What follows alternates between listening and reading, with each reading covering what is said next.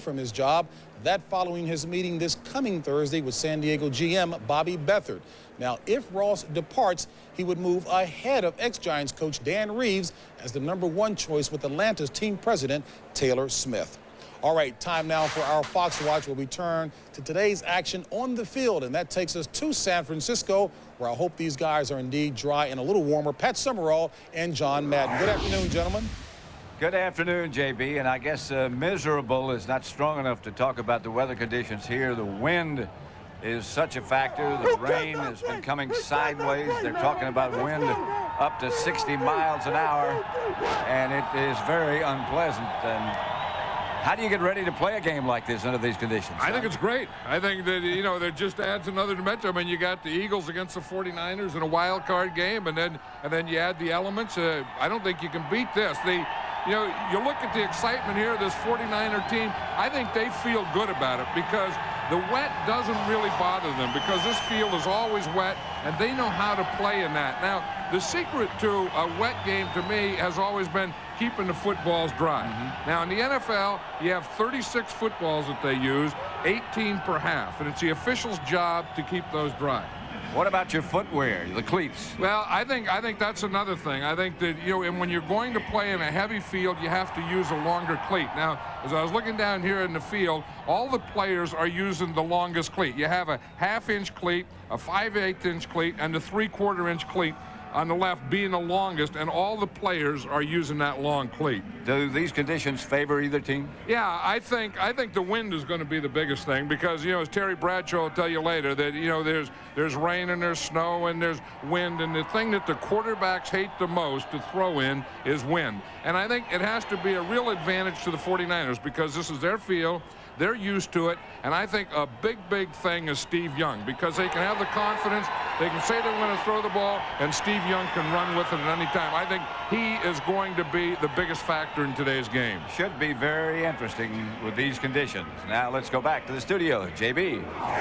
All right, Pat, John, thank you very much. Well, we heard John talk about it, and look, this isn't sucking up to you, but you may have been the best all-time bad weather quarterback playing in Pittsburgh. Will the quarterbacks today have to, listen to him, he's blushing now, will they have to change their style at all? You heard John Madden talk about Steve Young and Detmer and the rainy conditions, the mud. The good thing about rainy conditions and snow, if it's consistent and constant, the balls get wet, stay wet, you adjust to that. The one thing both quarterbacks will do, I know Ty Detmer will do this, get your fingers off of it and you palm the football. Second thing, who can control the wind normally is a quarterback that throws the tightest spiral. That would be Steve Young. He's a wrist snapper. The other guy, Detmer, not quite as quick with his hands and his wrist.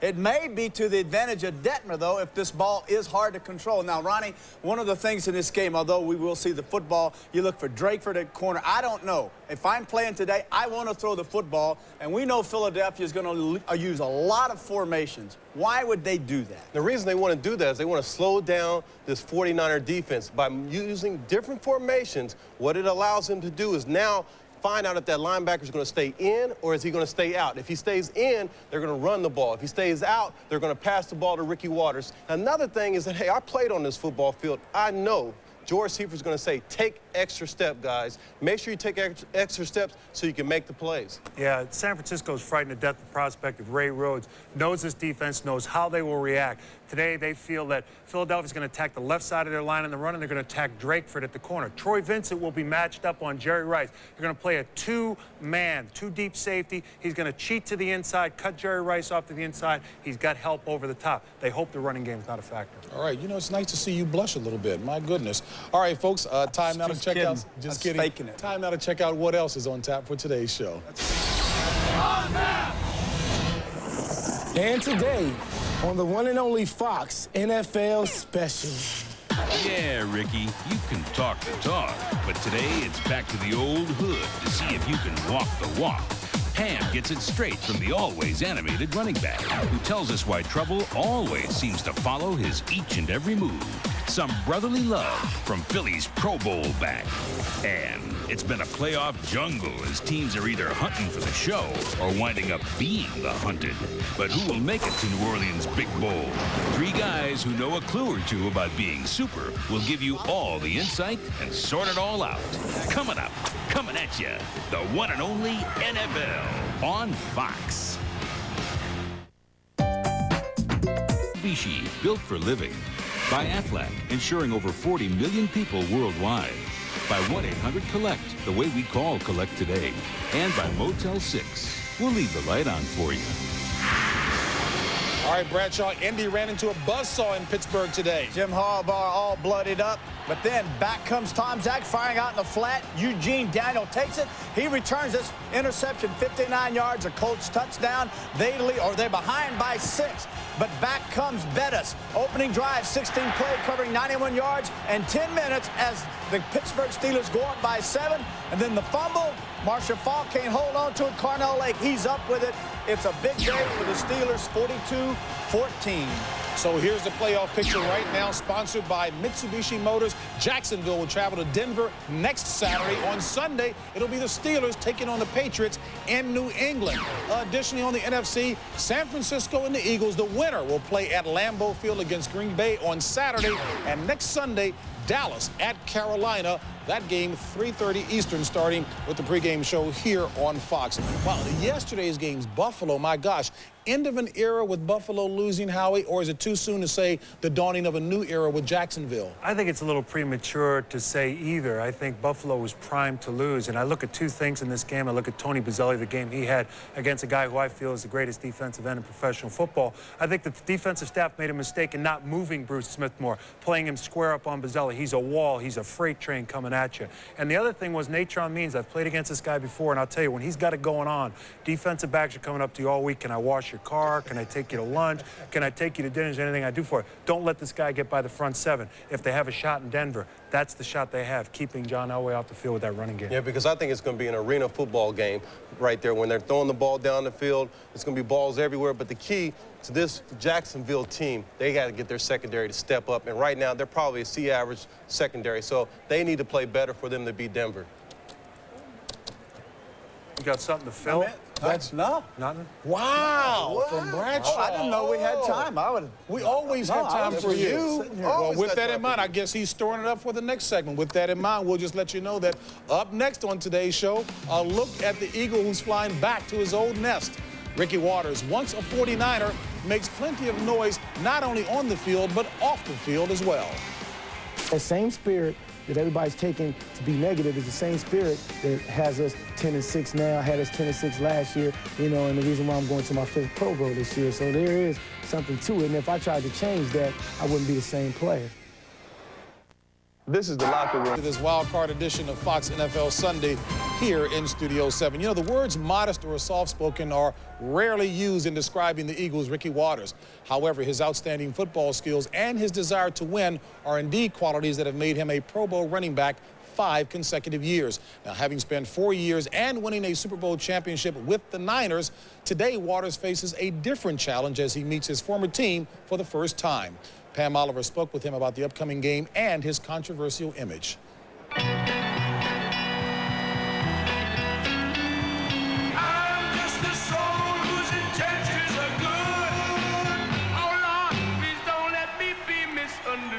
I came out in the beginning of the game when we were all being introduced, and I heard some boos out there. I mean, how can I get boos? 1,200 yards. What are you booing about? 1,500 yards all purpose. I'm balling. Why do you think Ricky Watters is so misunderstood? I think it's because I'm an emotional player. I'm an emotional person. You know, I'm just that way. That's the way God made me. We're all wired differently, and I can't try to be like somebody else, nor do I want somebody to try to be like me. But, I mean, what I am is what I am, and that's a guy who plays spirited. So you see no reason to sort of tone it down? No reason.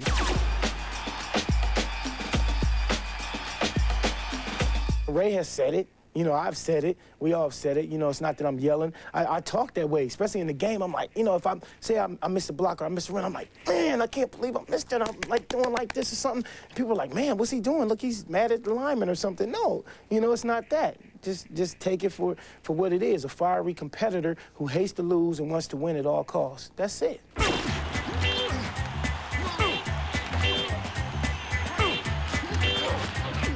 Is there something wrong with the game plan as far as you see it? Yeah, I think that the problem is not with Ray Rhodes. You know, he listens to me. So we're talking about the offensive coordinator is not listening to some input that you may have on the game plan.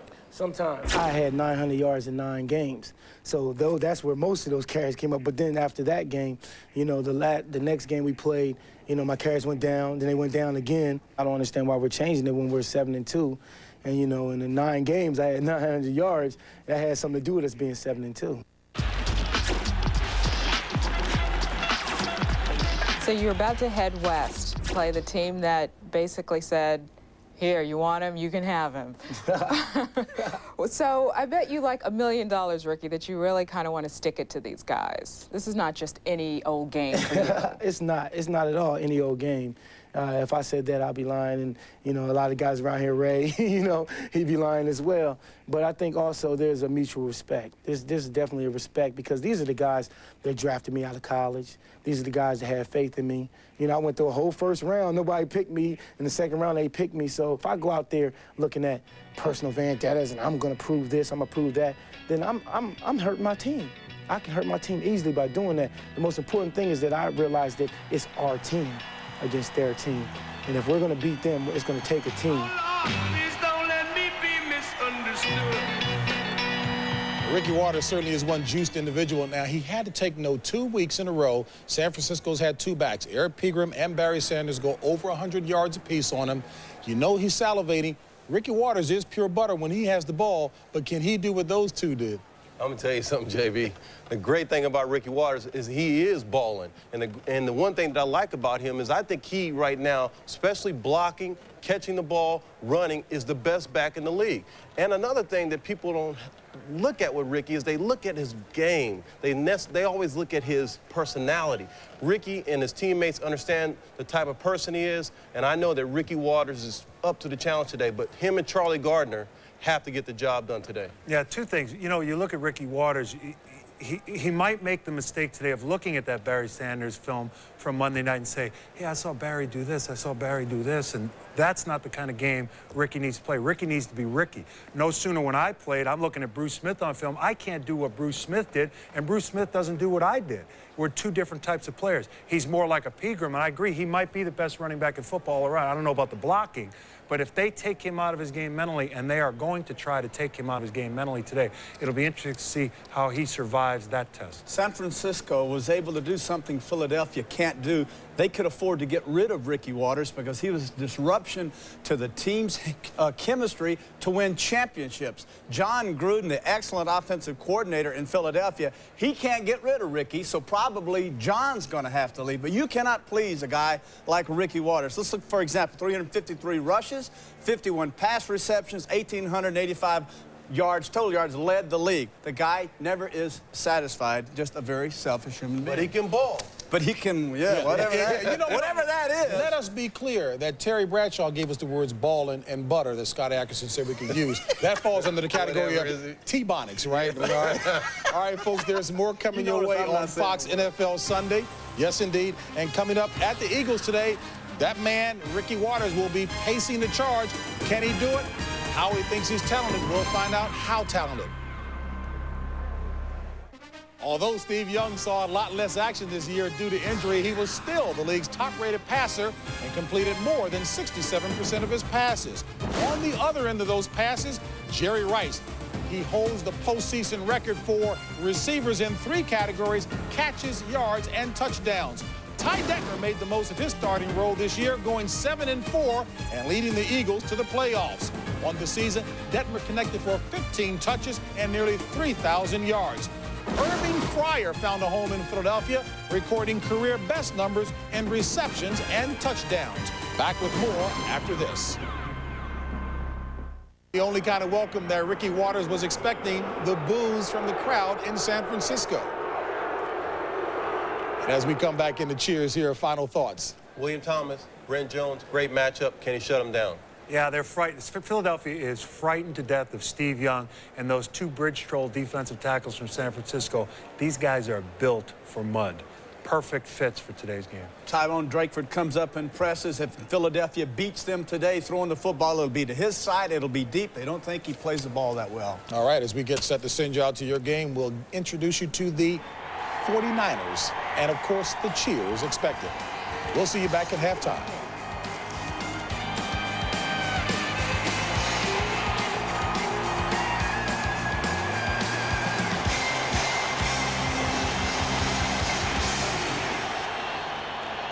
Looking for a little encouragement in that the last 2 times they played the 49ers in San Francisco, they both were victories. Will it happen today? We'll find out as we join our announcers, Pat Summerall and John Madden.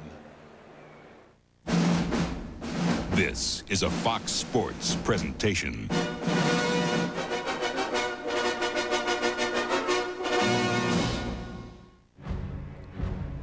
Today, the San Francisco 49ers once again enter the playoffs, but this time as a wild card team. They now appear to be surging just in time. Their explosive leaders look to reestablish the dominance they possessed only a short time ago. The 5-time Super Bowl champions commence this new season with restored confidence as the playoff drive begins. Philadelphia head coach Ray Rhodes makes his return to San Francisco. Ricky Waters also returns, aiming to sprint past his former team. For the Eagles, the 1996 season has had its ups and downs. But today is a new beginning. San Francisco is the setting as the second season awaits.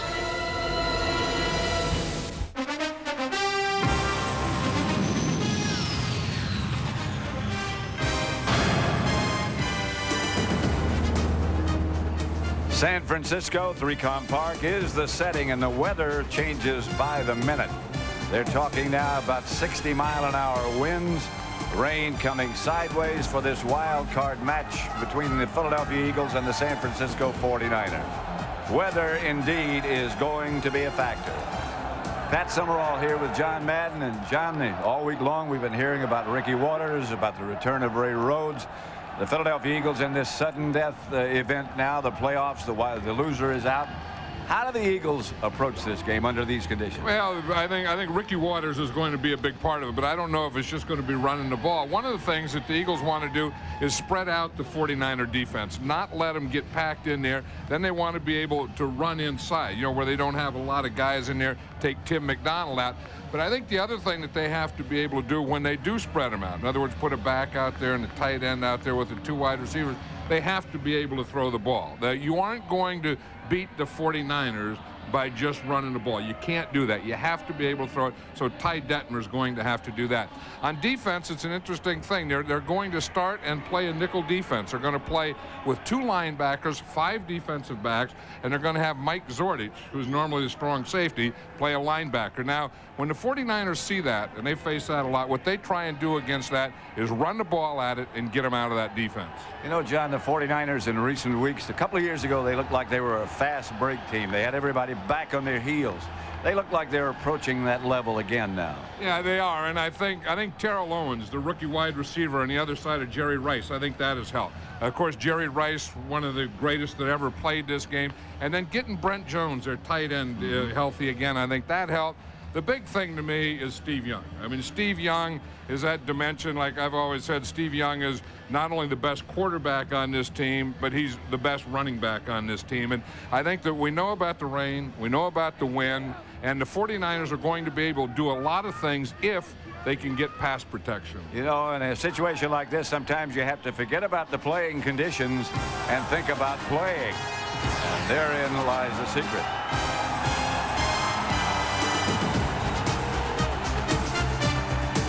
59 degrees, but the wind gust up to 60 miles an hour. The forecast, heavy wind and rain, and it has been coming down since early this morning.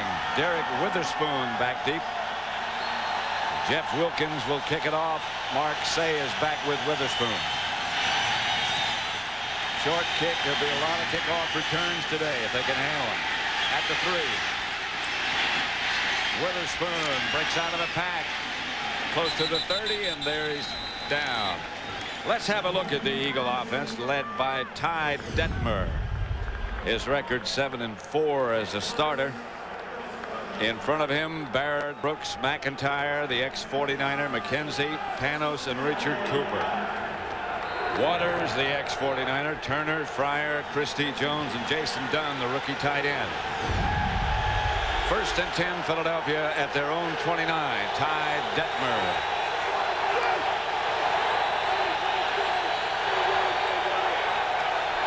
Fryer was the man in motion, and that's Waters at the line of scrimmage, maybe a yard. Let's look at that 49er defense. They are among the best.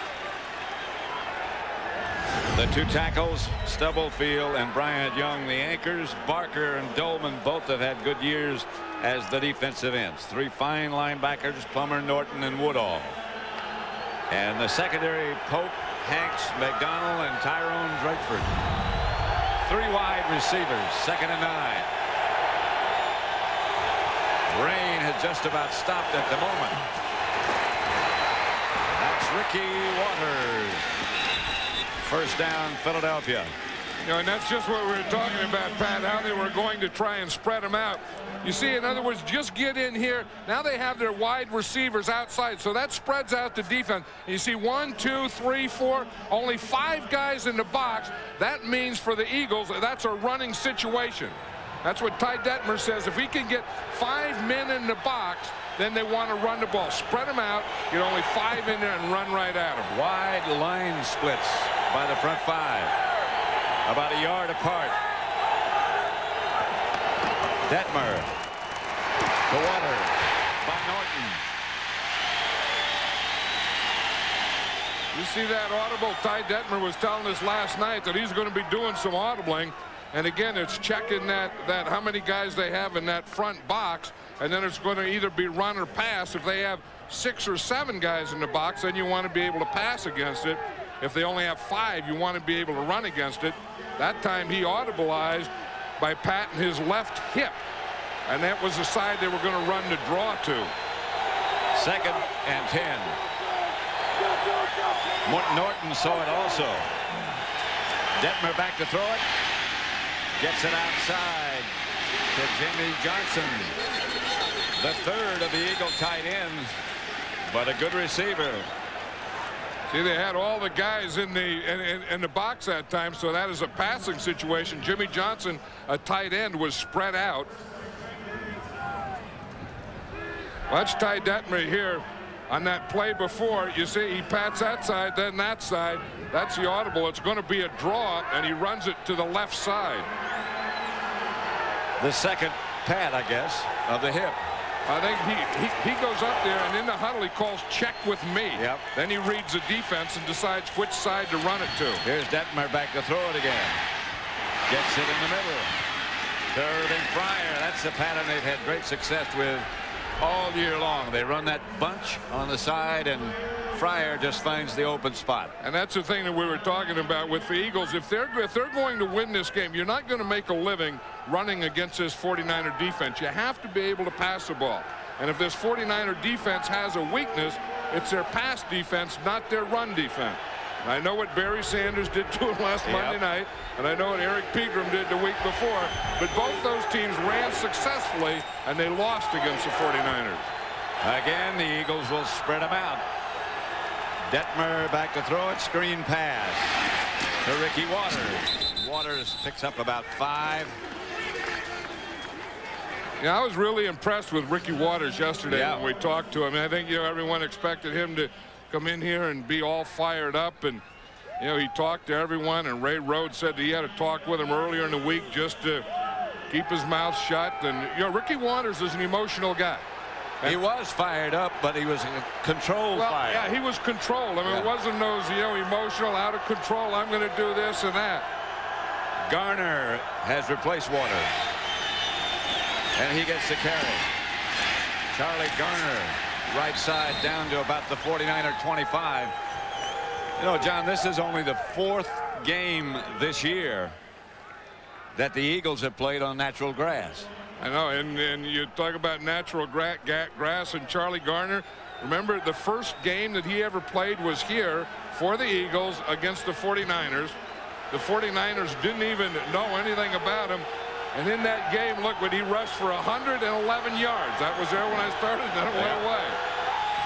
That was the highlight, Richie Kotite's year as the Philadelphia coach, maybe his tenure. Ray Rhodes was a defensive coordinator of the 49ers. That's Jimmy Johnson again, and he gets apparently enough for a first down from Detmer.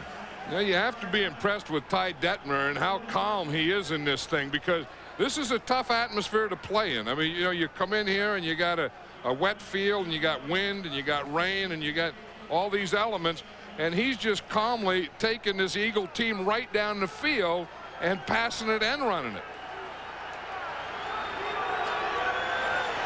See again how they're spread out here. They got here, here, and here. 3 wide receivers to spread that defense out. 1st and 10. Detmer gives to Waters. Waters surges down to about the 15, stopped by Lee Woodall. That's one of the things that they don't want to do, is they don't want that defense to get packed in there, because when you take Bryant Young, one of the best defensive players in all of football, let alone defensive lineman, and you put Dana Stubblefield next to him, those 2 tackles, along with the linebackers behind them, Gary Plummer and Ken Norton Jr., that's tough to run against. 3 wide receivers for the Eagles. Detmer back to throw. The 49ers blitz. He gets rid of it.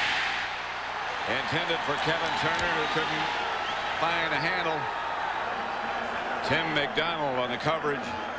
Yeah, and Lee Woodall got there. It was Ken Norton and Lee Woodall, but Woodall made him throw the ball just a little before he wanted to, and I think defensive coordinator Pete Carroll thought, I've had enough of this. I got to change something up. I got to bring the linebacker right here. I got to get some pressure on him, bringing 2 linebackers from the same side and the side that Detmer was going to throw to. 3rd and 6. Friars wide left. Christy Jones to the other side. Here's Detmer. Another blitz, and the 49ers get there. This time it's Woodall. Yeah, again, by Pete Carroll, that's a defensive coordinator. I think that he figures, I'm going to sit there long enough. I'm going to sit there long enough. Now I got to get an overload. There's Lee Woodall coming from the outside.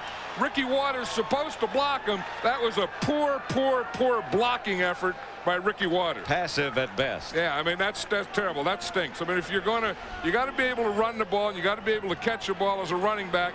But the other thing you have to do as a running back, you have to be able to pass protect. Gary Anderson to try the field goal, and this could be tricky from 40 yards. The wind will have a definite effect. It was in practice, blowing it right to left. Blew it right to left. That's the one he practiced. He did the same thing in practice, and the wind did the same thing to the same ball from the same position. And the Eagles get nothing. The 49ers take over. Is brought to you by Southwest Airlines. With fares so low, you have the freedom to go places. By Honda, vehicles designed to help simplify your life. And by the new Coors Light wide mouth can. Tap the Rockies with a smoother pour. This was in the pregame warm-ups. Same kind of kick for Gary Anderson. And the same thing happened to him. He was kicking from the left hash mark that time, but that wind took it to the left, practiced it, and then he did it in the game. Eagles go in the 3-man front. Terry Kirby made the reception. It's incomplete. They say it hit hard. By William Thomas. He laid the leather to him on that one. Steve Young, of course, the 49er quarterback, says he is 100% healthy now. In front of him, Wallace, Brown, Sapolo, Dahlman, and Harris Barton. Terry Kirby is the halfback, Floyd the fullback, Owens and Rice wide, and Brent Jones the tight end. William Thomas, who made the hit, stayed down. And the Eagle medical staff out looking him over. Nothing, first quarter. Thomas over on the bench, got up, walked over there. Here's the hit. What? I mean, he really unloaded on Terry Kirby, and then he tried to come down with a left chop. And I think he hurt himself when he brought that left elbow down and hit the ground. 2nd and 10. Young back to throw. Look one way, and here's what you talked about before the game. Steve Young's running, and the threat. Woodard brought him down. Let's look at the Eagle defense. Again, John talked about before. It's a little bit different. That's the front four: Mamula, Hall, Thomas, and Fuller. 2 linebackers, Willis and Thomas, when he comes back, if he comes back. Taylor, Dawkins, Zordich, Griffin, and Vincent. 5 defensive backs, with Zordich playing up. And Zordich is really playing like a weak side linebacker. Pitches back to Kirby and nothing doing. And they ran that right at Zordich. That's what the 49ers do, because a lot of teams will play nickel on him. You know, play nickel on every down, and that's what they're doing. And then they try and run them out of it. Now, what they're going to do is they're going to pick Zordich, and Zordich is out here on the right-hand side. Here's Zordich right here. So he's the extra defensive back who, in essence, is a linebacker. That's the guy that they choose to run at. That time, Mike Zordich won that battle. Thompson back to kick for the 49ers against the wind. Mark Say is deep. He'll have a chance to this one if he can handle it. Got away from one, but the 49ers do a good job in coverage. Flag on the play. Plummer was down to make the stop. That was a 46-yard punt against the wind, so that's a pretty good effort. And the flag was back on the original line of scrimmage. Usually when it's in that area, it will be against the punting team. I would say that the Eagles would make them punt it again. You would think so. Right now, it looks as if the rain has just about stopped, but it's still very windy. I would take that 10 yards. On the kicking team, number 55, prior to the kick. 10-yard penalty, repeat 4th down. Well, they got to take this penalty. Yeah, you do, because one you put him back 10 yards, make him punt it again into the wind, and you don't, you like to have their punter punting into the wind, but being a punt returner is a little shaky on this deal too. I mean, that's the thing you worry about. At least you had the ball. Now you're giving them the ball back, and you have to be able to catch that punt. Oftentimes when a punter punts against the wind like this, especially after a punt penalty, he overkicks. Yeah, he swings too hard. Yeah. It's like golf. When you're trying to hit the ball into the wind, you swing too hard. Not this time. This is a good kick. That's a heck of a kick. Handled cleanly by Say. Up to the 38, so the Eagles take over in pretty good shape. 54-yard punt, 14-yard return. Zordich in a comfortable pose. NFC playoff picture is clear. Jacksonville plays at Denver, 4 o'clock on Saturday. Pittsburgh at New England. And in the NFC, Dallas goes to Carolina late on Sunday. And the winner of this game goes to Green Bay early on Saturday. Things are starting to clear. Not the weather, the playoff picture. First down, and this is Ricky Waters. Woodall made the stop. Right now for a McDonald's game break, let's return to James Brown at our Fox Television Center. Pat, it was a rematch of last year's AFC Championship game in name only. Pittsburgh ran roughshod over Indianapolis, and as you indicated, New England will now host its first playoff game, that against Pittsburgh, first since '78. Back to Pat and John. 2nd and 4 at 3Com Park. The Eagles have the ball. It's their own 43. That's Ricky Waters. And he doesn't get anything. A little conversation, maybe. Well, he's going to have a lot of conversation, because I think that Ken Norton Jr. and Gary Plummer are two big conversationalists on defense, and Ricky Waters is a big conversationalist on offense. So when the three of them get together, which is going to be just about any time Ricky Waters runs with a ball, there's going to be a conversation to follow. They will critique each other's efforts. 3 wide receivers. Third down. Here's Detmer back to throw it. Ball's deflected at the line of scrimmage. Yeah, that's the thing with Ty Detmer. They always talk about his height. He's only 6 foot, but any quarterback has to find a lane. And Ty Detmer was trying to find a lane. And watch him here. He's looking to the left. He wants to throw the ball to the left. And watch Dana Stubblefield. He just gets his hands up there, as does McDonald. Stubblefield gets his hand up there, and then McDonald is right inside him. And I think it hit Stubblefield's right hand and McDonald's left hand. Real double dip. Hutton's punt bounces way in front of the 49er deep men, and the ball rolls dead at the 19, where San Francisco will take over. We have 5 minutes and 4 seconds left to play in the first quarter. No score as yet. NFC Wildcard Special is brought to you by Saturn. A different kind of company, a different kind of car. It doesn't really look like the Golden Gate today, does it? The rain, you can see, still pelts down. Somebody in the scoreboard. See, the Eagles are using that 3-man line, 3 linebackers, 5 defensive backs. Kirby gets the delay. Gains about 4 or 5.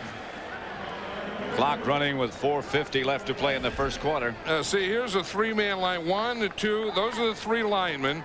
Then you go. Here's 1, 2. These are the 3 linebackers. And this is the first of the 5 defensive backs. So you got 1, 2, 3, 4, and 5 defensive backs. That's the nickel defense.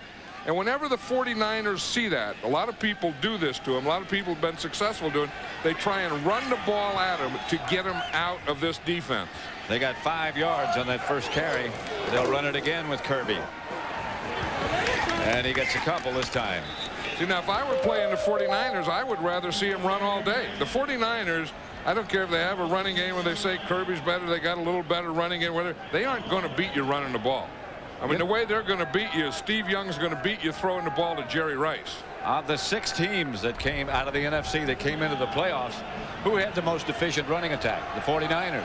Yeah. But they're not going to beat you that way. No, they aren't. And a big part of their running attack, like I said before, is Steve Young. That part of the running attack will beat you. Young back to throw. Dumps it to Jerry Rice. And Rice is shy of the first down. James Willis. That was the thing that Ray Rhodes was talking about last night. He says Jerry Rice is going to catch his ball. That's what he said. He's going to catch his passes. But the thing we have to do is when he catches it, we have to come in and really let him have it. And that's what James Willis did there first. Mike Zordich did secondly. They know that he's going to run this crossing stuff. He's going to run this short stuff in here. But when he does, boom, you got to tackle him right there and not let him have a lot of run after the catch yardage. More and more, that's the word around the league. Let him catch him. He's going to catch him. But tackle him after he catches. Thompson's kick sails high and short this time. Shaded well to field it. The Eagles take over at their own 35. 38-yard punt. By the way, that catch by Rice was his 20th straight playoff game with a catch. Yeah, but it didn't do any good. No. I mean, that's one of the things. If you say, is there anything wrong with this West Coast offense, or, you know, whatever they call this offense, it's to me that they have to throw the ball too short, and too often on 3rd down they complete passes and then have to punt. And I think that's one of the ugliest sights in all of football, is a completed 3rd down pass followed by a punt. 1st and 10, Philadelphia. Garner is the deep back. And the handoff is faked by Detmer to Charlie Garner, who rolls and gets it to Johnson, and Johnson gets an Eagle first down. That was a heck of a fake by Ty Detmer.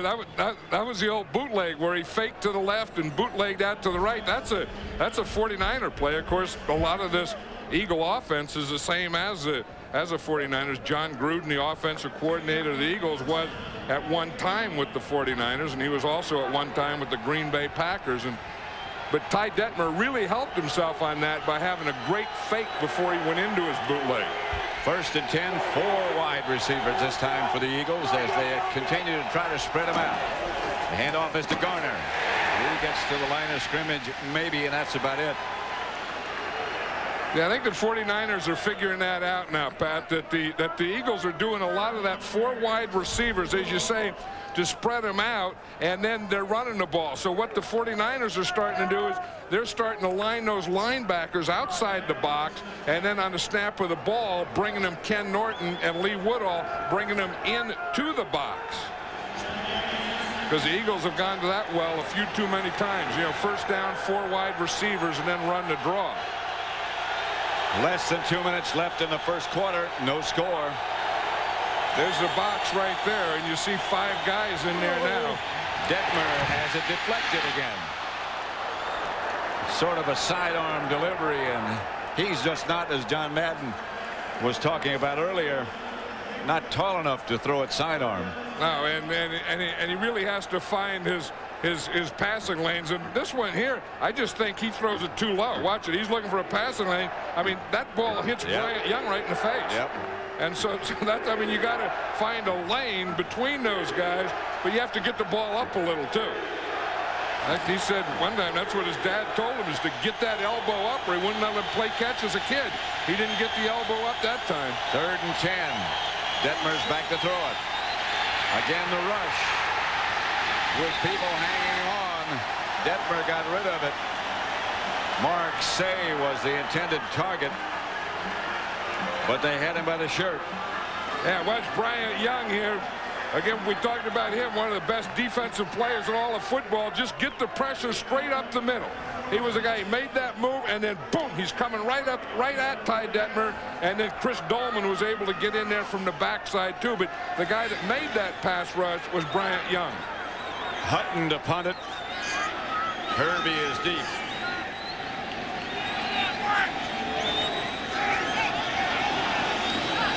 No flag. Kirby says get away from it. It was a short kick. It goes out of bounds at about the 25. And the 49ers will take over. Don't forget, we're winding down. Some of the teams have already wound down. They're looking for coaches. But the playoffs continue. Next week we'll be in Carolina as Dallas goes to Carolina. That has to be some atmosphere in Carolina. Yeah, I can't wait to get down there to see that one. I mean, we haven't been there all year, and to get there for a playoff game, that's a good time to be your first time. And it looks like the Cowboys are back. You got to throw it. To Terrell Owens.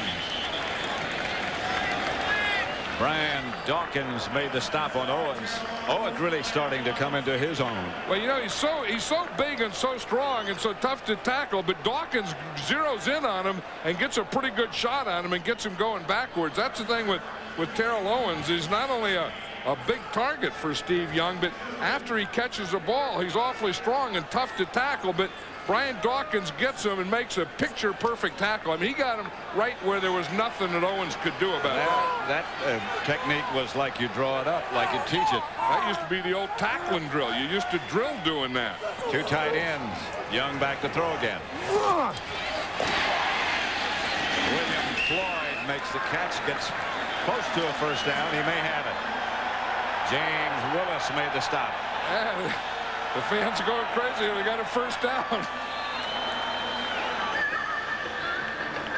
One thing I've always felt, Pat, that you could really tell the difference as you get into the playoffs. So you have a preseason level of tackling, a regular season level of tackling, and a postseason level of tackling. And what we're seeing now is a postseason level of tackling. You know, I think it goes along with all phases of the game. I think the officiating improves as the playoffs arrive. Yeah, well, you know, I've always thought that the officials let the players play. I mean, they don't want to be part of this game, and the finality of it. I mean, one of these teams is going to be playing next week. One of these teams at the end of the day is going to be finished for the year.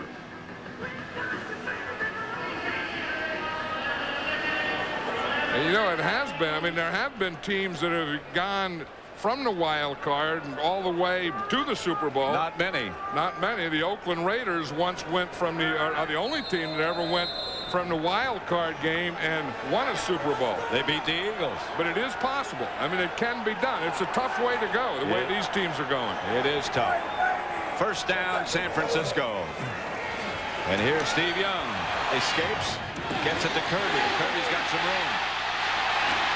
Kirby squirts across midfield and gets another 49er first down. That should be the end of the quarter. 16-yard pickup on the pass from Young to Kirby. At the end of one, there is no score.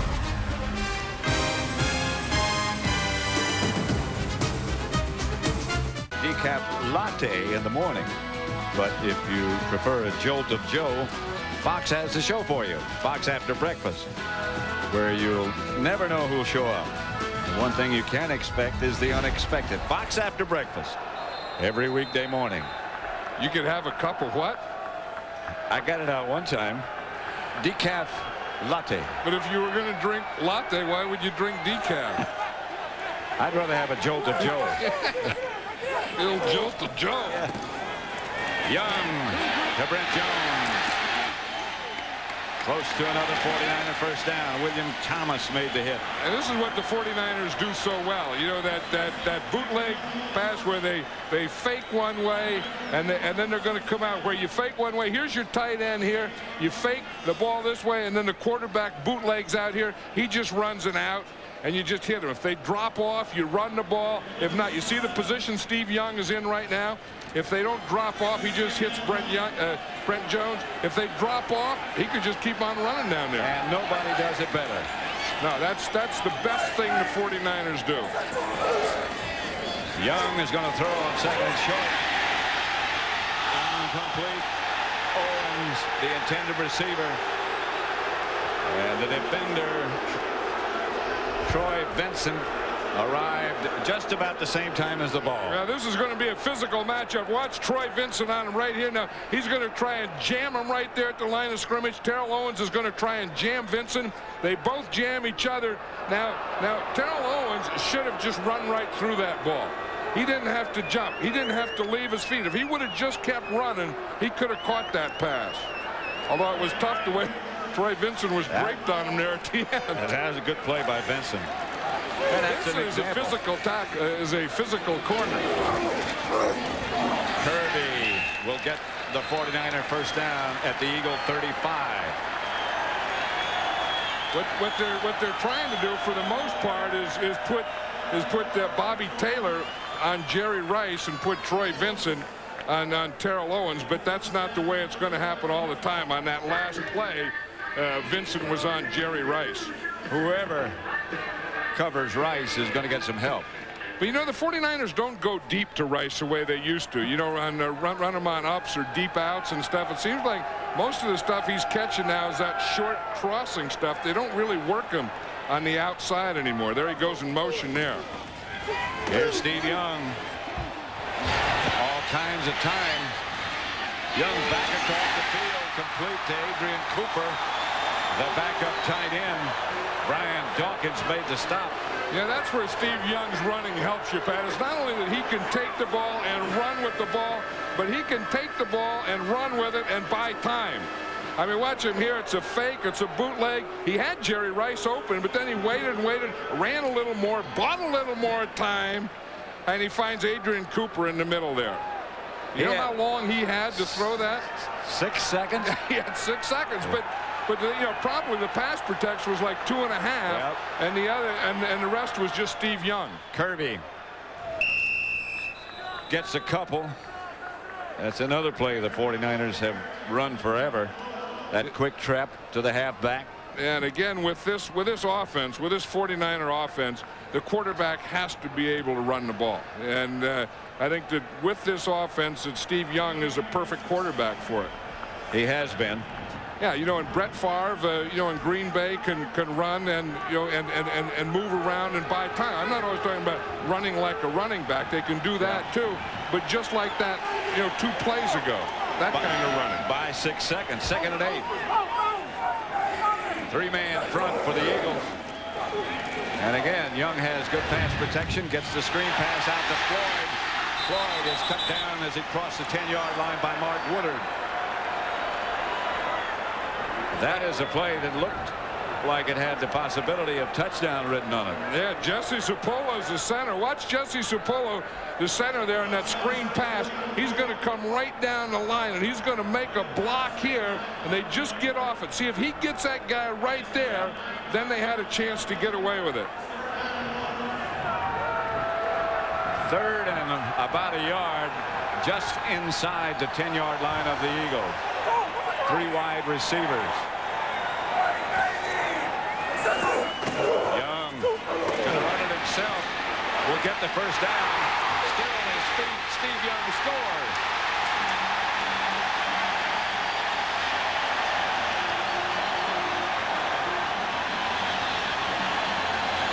That's a 9-yard run, but that is a dandy, and he might be hurt. Yeah, because there wasn't a big hole there for Steve Young, and it looks like he hurt his left shoulder. Because the one thing you can run, but you can't hit with the left shoulder. Now watch, here's Steve Young. He's going to come back, and he's going to run the draw there, but he didn't give it time to develop. And when he didn't do that, he had to run through things, and he got a hit right there at the end. That last hit looked like it was right on his left shoulder. That looked like a real stinger, that last one.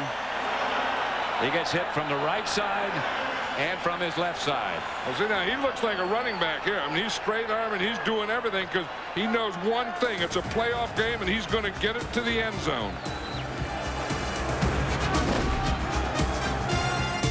Wild Card Special is brought to you by Genuine Chevrolet, the cars more Americans trust. By Gillette Sensor Excel and the Gillette Series. Gillette, the best a man can get. By IBM, season's greetings to a small planet from everyone at IBM. And by Brewery Fresh Bud Light, who reminds you fresh beer tastes better. 49ers lead 7-0. Wilkins kickoff sails in the direction of Witherspoon, but is picked up by Mark Say. And Say comes outside to the 40. Stopped by Junior Bryant. Again, Steve Young just scored the touchdown. Yeah, I don't know if he got hurt when he got hit, he got hurt when he went down, or he got hurt when these guys start to pick him up. But he has one of his teammates. He's jerking that left shoulder. Darn near jerked the shoulder right out of joint. Steve Young on that drive, though, he was 6 out of 7 passing and carried the ball 2 times for 17 yards and a touchdown. So that was kind of a Steve Young drive, wasn't it? And he looks okay. Oh, yeah, he's okay. He's tough. He just got beat around down there, but I think the end thing, I think the thing that hurt his left shoulder was his own guy jerking on him. That's Ricky Waters, stopped at the line of scrimmage by Ken Norton Jr. Right now for a Fox game break, let's send you back to our Fox Television Center, James Brown. All right, Pat, we'll take a look at the always dangerous Cordero Stewart today. 9 carries, 48 yards, 2 touchdowns. This the final one of the day as they up in Indianapolis 42-14. They meet New England next week. Back to Pat and John. And here at 3Com, the 49ers lead the Eagles 7-0. The Eagles have the ball, and Ty Detmer goes back to throw it. Detmer crosses body to his tight end, Jason Dunn, who they believe is a wonderful prospect. And he can help a quarterback, too. And now watch here. This time, when Ty Detmer goes back, if we can just stop it right here, we can see that he finds a lane because he gets the tackles out here and here. Now he can move up in here, and he can find Jason Dunn as tight end. You see, when they didn't give him that lane before, he was having trouble. That time, the tackles by Bryant Young going to the outside, that gave Ty Detmer a lane. Fryer's the man in motion. Pitches back to Kevin Turner. And Turner gets into 49er territory to their 40. Merton Hanks made the stop. You know, I was talking to Bill Walsh before the game, Pat, and he was saying that what he was talking to the players about is keeping their hands and arms dry. You know, that where you get the wet balls in the wet field and you worry about, you know, your quarterback getting his left arm or his left hand. He said that's where fumbles come. It looks like Steve Young was warming up there to try and get that left shoulder back, but he also did. You notice how dry his left arm was. On second down, Detmer gets it to the fullback Turner again. And gets a Eagle first down at the 49er 30. Now, this is the first thing that you have to do. If you're going to get the ball out, you have to pick up the blitz, because the 49ers are starting. Here comes Tim McDonald here, and you just see Joe Panos, the right guard. He came out right at the end and just got enough of Tim McDonald to bump him off so that he couldn't be a factor. First and 10 Eagles at the 49er 30. Detmer back to Waters. Cut down after a couple by Gary Plummer. You know, Ray Rhodes was telling us last night that he comes out every game and he always wants to do two things, but they never seem to do it, is get Kevin Turner more involved in the offense, and he just ran the ball 2 out of 3 times, or touched the ball 2 out of the last 3. And the other thing is get the ball to his tight end, Jason Dunmore. You say, we say that every week going in, and then we don't do it. Then we come out and we say it again the next week. Well, on this drive, he's doing it. Second and 8. The word on Steve Young, by the way, is that his ribs are bruised. He took a shot in the ribs, and that was the source of his discomfort. Detmer gets it to Ricky Waters. Waters gets an Eagle first down at about the 16. Stopped by Barker. And sometimes just by going to someone like a Kevin Turner and then a Jason Dunn and back to a Kevin Turner, that will open up things for the guy you really want to get it to, who's Ricky Waters. But if, you know, Ty Detmer is getting back into that rhythm that he had early. Remember on that first drive, how he just took the team down the field methodically. Then he got out of that. He's getting back into that rhythm now. 3 wide receivers. Irving Fryer. That's Charlie Garner. And he rumbles inside the 10-yard line. He likes this field. Yeah, I don't know why the 49ers are on defense and Dana Stubberfield's over there in the sideline.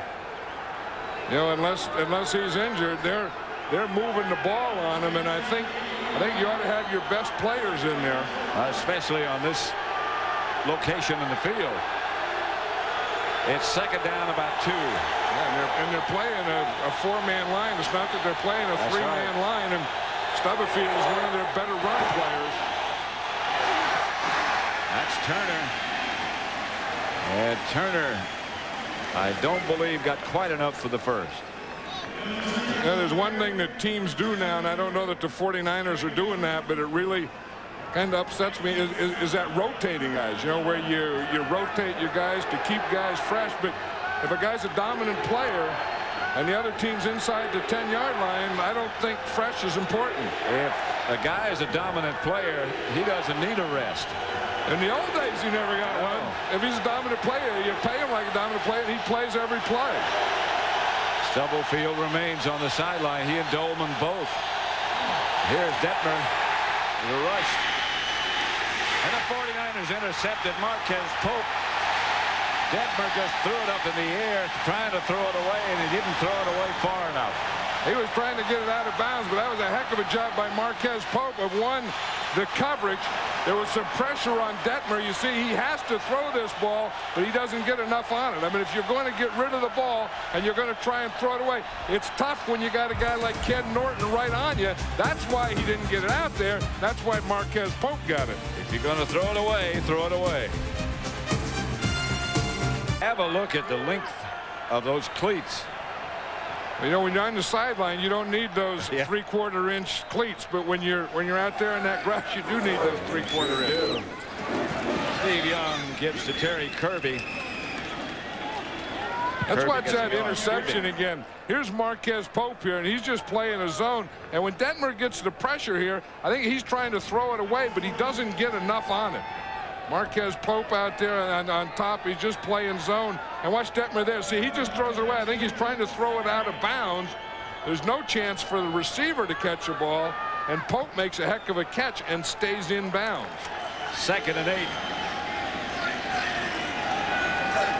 The Eagles show blitz, and they don't come. Young has all kind of time again. And he threw it away. Flag on the play.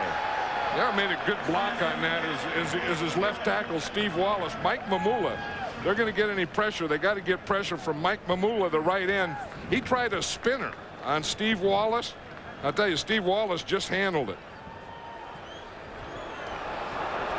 You know, that story of Steve Wallace, he had been with the 49ers for so long. He signed with the Eagles. All of a sudden, by his own admission, he got very heavy, lost some of his quickness. The Eagles cut him. He came back here as a backup, he thought. Interference, offense, number 40, 10 yards, still second down. Walt Coleman. Let's watch this. Here's Mike Mamula here. Here's Steve Wallace. Now watch, Mike Mamula is going to try and spin. See, he's going to hit in and try and spin.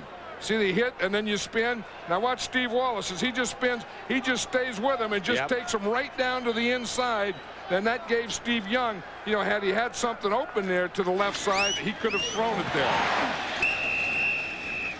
Young hands the ball to Kirby. Just continuing with Steve Wallace. He realized he had lost some of his quickness. He lost weight, lost down to 285. I know that sounds strange. But he lost down to 285, got that quickness back, and now he's starting and playing very well. Yeah, and he was ready to retire. Yeah. And now he's improving, he's getting better at the end of the season. Probably his best games this year has been his last 5 games. Yep. Now he's thinking, what the heck? He's not going to retire from this. Shit. Young, low to Rice. Incomplete. See, again, that's the thing with a 3-man line. They do give you those lanes, but you have to get the ball there. That was the thing that, you know, that I don't know if those ribs aren't bothering Steve Young now. It looked like it on that throw. I know it did. I mean, it looks like he's having trouble getting full range of motion. And if you've ever had rib injuries, anytime you move any part of your body, every part of your body hurts. You can't cough, can't yawn. Yeah, and it just any movement goes right to that rib. Calvin Williams back deep for the Eagles. Regular returner say sprained his ankle. Williams said get away from it. Now he feels it. No, he fair caught it. That's a penalty. Yep. Flag comes down. What he's saying is it hit the ground. You can't catch it on a fly.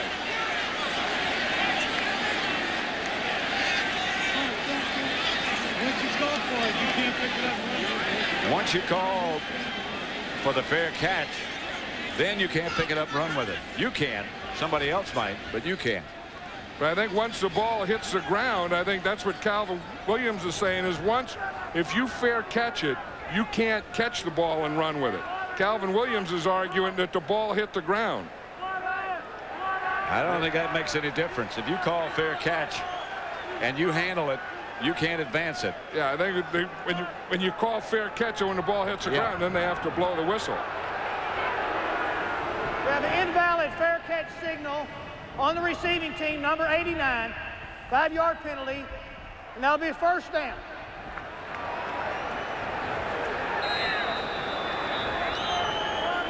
Invalid signal. Now he's saying get away from it. Now he handles it. Now he can't do that. Game on here. San Francisco leading Philadelphia in the NFC wild card matchup. The last one of this first weekend. 1st and 10 Philadelphia at their own 36. 49ers leading 7-0. Detmer gives to Waters. And nothing doing. Marquez Pope dragged him down. Steve Young, we mentioned earlier, had a problem with his ribs when he scored that touchdown. And it's a lasting problem. Yeah, and you can just see when he throws the ball here that the motion of throwing the ball is painful to him. Watch as he throws the ball and kind of bends over, and that ball bounced into Jerry Rice. Here's the pass again, and just watch. It's just low, and it just bounces in front of Jerry Rice. So that rib is affecting his throwing motion, and he doesn't have full range of motion, and when he does, it's hurting him. Detmer gets the screen pass out to Waters. Waters near An Eagle first down, chased down by Bryant Young. Steve Young over on the sideline trying to loosen up. I don't know that you can't loosen an injured rib up. I mean, that's the thing. The doctor was going to check him, then the doctor's hat blew off, so he had to go chase that. He'll get back to Steve Young, I'm sure. Can't check anybay with a bare head. But the Eagles are moving the ball well. I mean, they moved down there once. They missed a field goal, moved down there again. They, threw an interception. I mean, they're doing things to this 49er defense. Everything but scoring. Here's Ricky Waters again. To about the 47 of San Francisco. Here's our Aflac trivia question. Who are the only wild card teams to appear in the Super Bowl? This, of course, a wild card matchup between San Francisco and Philadelphia. Who are the only teams, wild card teams, to appear? There goes Steve Young, headed for the locker room. And I bet you if they're going to go in and take a look and maybe x-ray that rib, I wouldn't be surprised if they gave him some kind of medication. Philadelphia just called a timeout. 2 minutes, 3 seconds left. They'll get another one at the 2-minute warning, but the Eagles choose to use the timeout. Elvis Gerbach warming up. Steve Young just headed for the locker room. About half the lights are out here at 3Com Park. I had a power failure about 20 minutes before we came on the air. They haven't got all the lights back yet. Here's Ricky Waters. It's an interesting thing, Pat. They get the 2-minute warning timeout now, but when the 49ers were in that position on the field, they took a timeout, and then the Eagles took a timeout. I have no idea why. The only thing I can think of is it has to do with the wind blowing in that direction. So maybe if they're going to try a field goal, they need help. 7. Philadelphia nothing. The Eagles at the 49er 40 with 2 minutes to go in the first half. The Eagles haven't played that badly. Charlie Garner was split out wide to the left. That's Waters. Waters taken down by Merton Hanks. It's an interesting thing with the, we talked about what the Eagles are trying to do here. They're trying to, spread out this 49ers. See, by going 1, 2, 3, 4, they spread it out. Then they count the guys that are in here. So, what the 49ers are doing, they're sneaking these 2 guys in after they show them only 5 guys in that box. So that's a cat and mouse game being played. Detmer back to throw it. Pass caught by Calvin Williams. And that'll move the sticks. Again, the Eagles have moved the ball this whole first half. I mean, they've moved to running, they've moved to passing, they have a good game plan, and then they get down close and they've just self-destructed. Yeah, look at this. Well, they have the time of possession, they have the number of plays. Look at this, 18 minutes, 32 plays. They've won on all those things except the not getting the opportunities when they got inside. 49ers took advantage of their opportunity, and they lead 7-0. Here's Detmer. Pass is caught inside the 10 by Jimmy Johnson. That's his 3rd catch. And now they say incomplete. Incomplete. Jimmy Johnson is a tight end. He's going to be right here. And you see Ty Detmer throws that ball, and it just goes over his shoulder, and then it looks like the ball hit the ground as Jimmy Johnson was going down. Watch it. He has it up here. Now he's going down. He gets hit. He has control. And I think the ball hit the ground right there. Boy, that's a close one, though. That is close. But they're bringing it back. I don't know that they are. They're having a conference, too. They may bring it back, but they're also having a conference right down there where he caught it. The Eagle offensive unit is walking back. The 49ers are celebrating. I think one official. 1:15. Reset the clock to 1:15. Well, he's saying, first of all, he said that the pass is incomplete. Yep. I think they talked about, remember, the ground can't cause a fumble, but you don't have control of the ball until you catch it and both feet hit the ground. So you had to have both feet hit the ground. Now, if he caught it, both feet hit the ground, then a fumble, then it would be the Eagles' ball right there. But that was awfully close. Didn't have control. He was juggling it on the way down. 2nd and 10. Here's Detmer. Swings it outside the Waters. Out of bounds at about the 9. Boy, does Ty Detmer have great awareness in the pocket there. He really does. You see him? I mean, he is a tough guy because there's guys flying all around him. And watch him. I mean, he just stands there and stands there and stands there until he can find something. Then he moves and moves, and then he finds Ricky Waters out there and whap, just hits him with it. One thing about Ty Detmer. You see what Kevin Turner just did there to Lee Woodall? That's an eye-opener. Yeah. That's one where you better have rear-view mirrors on your helmet. If you have sinus problems, they're over. Here's Detmer. To Waters to about the 6. Now, one of the things about Ty Detmer, where he grew up in Texas, Mission, Texas, the wind shouldn't bother him that much because it's always windy. It doesn't look like anything bothers Ty Detmer now.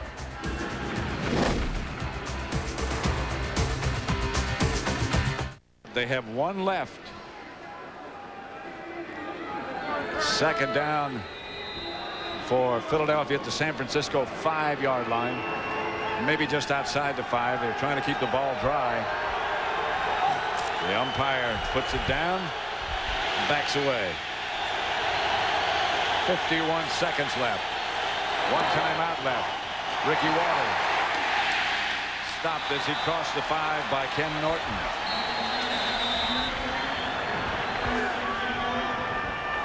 And a timeout taken by Philadelphia. They're out of timeouts now. 7-0 San Francisco. From the locker room, changed jerseys. That's pretty obvious. 3rd and 3. Detmer walks away. Timeout, San Francisco. San Francisco, 2nd team timeout. And they have 1 left. Now, why would they take a timeout? Have the right defensive people in? I don't think they had the right defensive people in, or maybe not enough of the right defensive people, because the Eagles came out in a different formation. Did you see them? They were in a full house offense. They had 3 guys in the backfield, and it looks like the 49ers weren't sure exactly what they were going to do on that. Watch this. You see when they come out here, you can see that they have just let it go a little more. They have 1, 2, they have 3 guys there in the backfield, and the 49ers, you can see they're not sure where to line up when they line up like this, a receiver in the backfield, and the 49er defense right here just wasn't ready to play defense. That's Jimmy Johnson, tight end, lined up at fullback. Yeah, had Ty Detmer just snapped that ball while they were wandering around like that, he could have run it in himself. Now he has to throw it here. This has to be a passing play. Fryer goes left. Johnson came out of the backfield to the right. Here's Detmer. Pass is picked off out of the end zone. The pass intercepted. And the Eagles continue. That whole first half has been that way. They got down there. They missed a field goal. The second time they got down here, they throw their 2nd interception. The one thing you can't do is you can't force it when you get down here. I mean, a field goal isn't as good as a touchdown, but it's better than nothing. And they just gave it up. That was just a force. That was just a force in there. There were 3 red jerseys plus an official. Roy Barker came up with the interception. Yeah, he was dropping off, and he just started to rush the passer and then just stood there. That's a bad place to force it. You pointed out there's just too many people in there. Yeah, and you know, on 3rd down, you know, and a lot of times you force it because it's 3rd down and you want the touchdown. But what you did is by forcing it, you gave up 3 points. And so that is the last play of the first half as the 2 teams head for the locker room with the 49ers leading 7-0. Steve Young came out.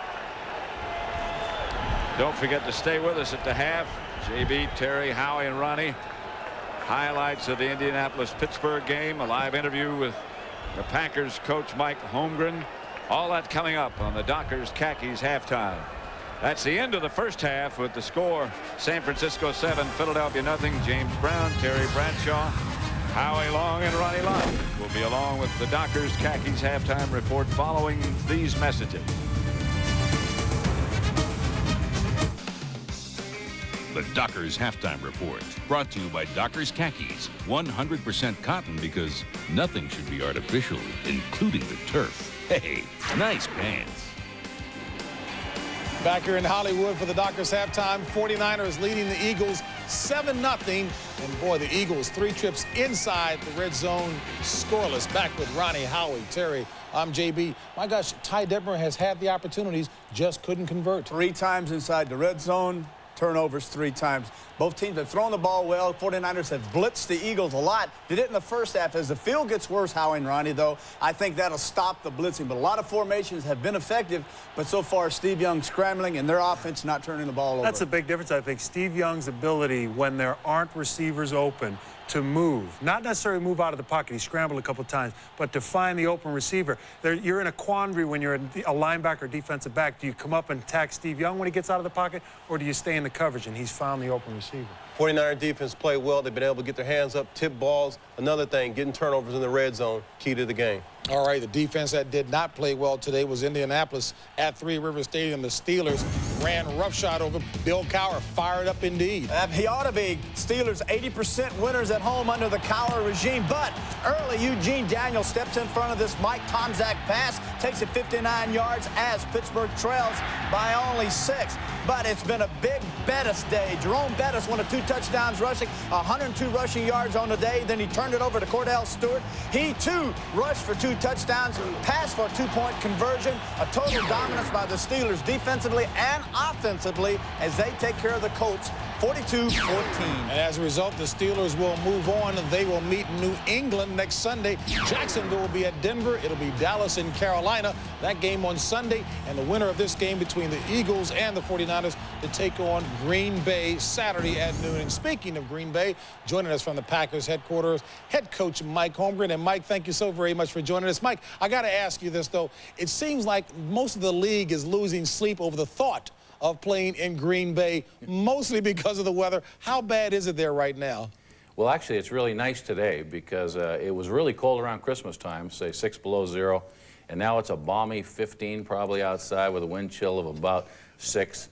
So we're in good shape right now. Swimsuit weather. Yeah. Hey, Coach, how can you answer how Brett Favre is able to handle a football as well as he can in that kind of weather? You know, Terry, that's a great question. Brett doesn't like the cold. He really doesn't. He wasn't raised in cold weather, but he has had a great ability to play very, very well in cold games here. We've had probably 3 or 4 real cold games since I've been here, and he's been very, very good.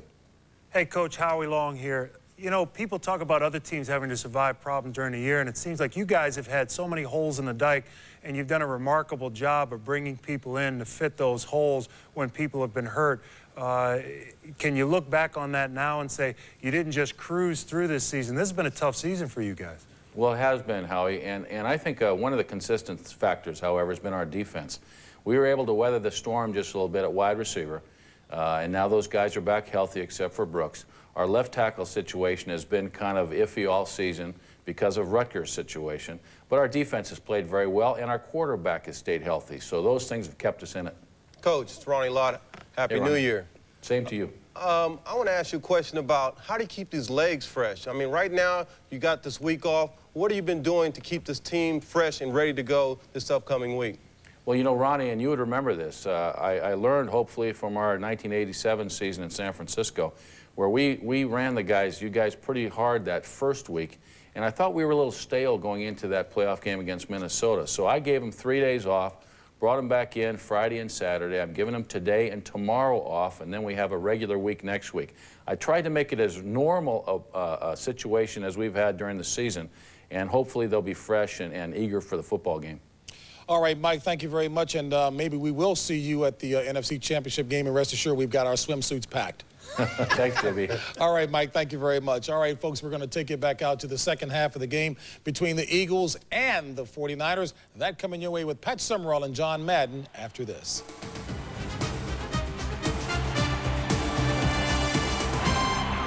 first half highlight is brought to you by Braun.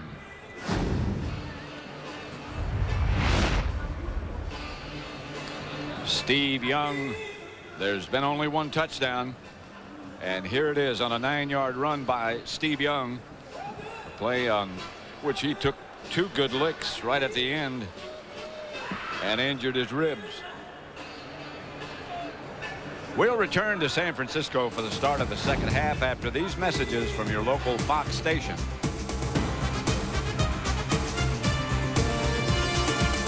Park, the NFC wild card contest led by the 49ers 7-0. Not that the Eagles haven't had some opportunities. They've missed them all, including this field goal by Gary Anderson. Yeah, remember, that's what started it. They had a good drive, their opening drive. They went down there and missed that field goal. And another time they got down there, remember Ty Detmer trying to throw the ball away, I think. Throws it to Marquez Pope. And then here, he just forced this one. I mean, his receiver got knocked down. The umpire got knocked down. He threw it to a defensive lineman. And in that situation, if it's third down and you're there and you don't have anything, you have to throw the ball away. Now, I know a lot of quarterbacks think it's third down. This is my only shot. I got to force something in there. But 3 is not as good as 7, but it's better than none. And when you force something in there from that, in that area of the field, there are just too many people in there. And I'm sure what Ray Rhodes is thinking about and talking about, and I learned years and years ago from George Blanda, the toughest points to make in any game are the first ones. Just like a golf tournament. Yep, you got to get something on the board. This is Derek Lavelle. Playoff turnover ratio. The teams with 2+ ratio win 81% of their games, and today the 49ers are +2. Yeah, and I think they have to play a lot better, though. I mean, the time of possession, the Eagles had the ball almost twice as much in that first half as the 49ers did. And Steve Young is hurt. I mean, Steve Young has bad ribs, and the last time we saw him throw the ball to Jerry Rice, he couldn't throw it. He was really hurt. But he's back at quarterback. Yeah, but he's hurting. Hand off to Kirby. Kirby around the corner. Get out of bounds by Vincent. Here's what you were talking about statistically. Yeah, I mean, they had 3 plays, not a punt, 3 plays, not a punt. Then they did have this one good drive, but that was the one where Steve Young scored the touchdown and also was injured on that play. Yeah. Kirby got enough for a first down. Well, the 49ers are at their own 40. And the Eagles are playing well on defense with this nickel defense, playing with 5 defensive backs the whole game. Young back to throw it. Comes out of there, and he's going to run with it. And he's going to get a first down and more. It run out of bounds at the 42-yard line of Philadelphia. He may be hurt, but he sure is courageous. Yeah, watch what he does here as he's going out there, and watch how he directs Jesse Sapolo. He's looking. You see that little kick there? That's the thing that he does great. Just kicked out of that. Now he's telling Jesse, come on out here. Now get that guy right there. You see him? He moved him. Come on. And then he pointed to the guy who wanted him to block. So you call a play in a huddle. You call a snap count. Then you tell the guy to come with you. And then you tell him, okay, go get him. You talk about being under control. Rice starts in motion. He hasn't been much of a factor. Kirby is hit before he gets back to the line of scrimmage. You know, I wonder, just watching Steve Young walk here, I know that he's hurt, and I wonder if he can throw the ball. He's trying to loosen something up now, and I'm sure that at halftime, you know that they did X-ray him to make sure that he doesn't have a broken rib and all those things, and gave him some kind of medication to loosen it up. But he hasn't thrown a ball since that one he threw to Jerry Rice into the dirt. And as you and I were talking before, sometimes maybe it's not broken, but if it's a bruised cartilage, it can be just as painful. Or that torn cartilage where the cartilage tears away from the bone. Yeah, well, we'll see if he can throw it. That didn't look like much. No, and that hurt him too. Yeah. You can see him when he's throwing the ball, you can see him cringe. And something, I don't know how much longer he's going to be able to do this, because you watch him here, and again, he tried to throw one and then ran, and this is the first one that he's thrown you know, since that Jerry Rice one. But I mean, just watch the way he threw that, and then he kind of bends over after that one. That looks painful.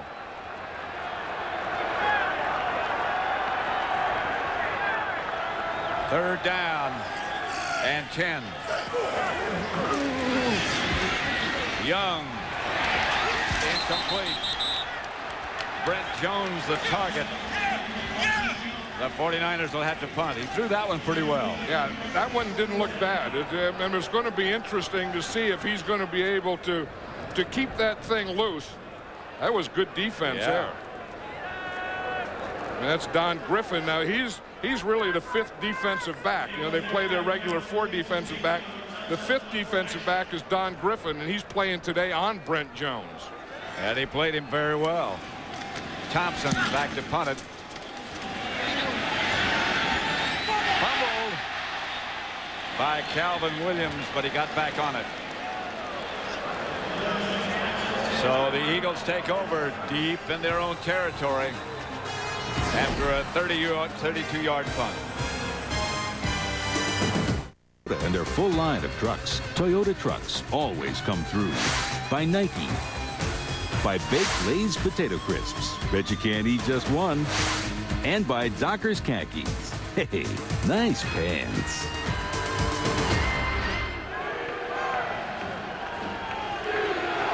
Seven 0 at 3Com Park.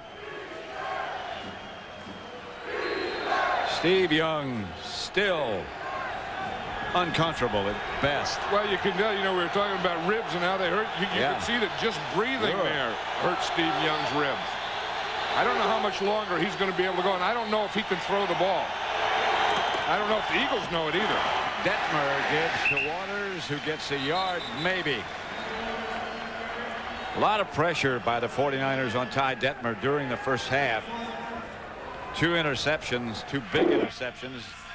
I think the Eagles, excuse me, go ahead. No, I was just going to say that was a real change of pace, because I think that, you know, Ty Detmer started and he was just moving the ball down the field. And the 49ers said enough of this, and they started coming after him. They started blitzing. Right, and then they missed the field goal. Then Ty Detmer had 2 interceptions in the red zone. Charlie Garner split out wide right. Pass was thrown complete. Ball. Yeah, but Ty Detmer is the type of guy that's been a quarterback all his life, you know, and his dad was his high school coach. His dad coached him since he was a kid. His brother Coy, of course, is a quarterback playing in a bowl game tomorrow for Colorado. Looks as if he can't hear now. The signals through his helmet. I think it's a short yardage play, and I'm not sure that he knew that he had his short yardage people in, which he does. You can see they're in this tight formation here. 2 tight ends. Short yardage formation. Ricky Waters with a second surge picked up the first down. Yeah, when you see Bryant Young right there go backwards, you're going to get a first down. Bryant Young probably stood up on that play. That's the thing that you can't do in short yardage or goal line. You can't let the guy get underneath you.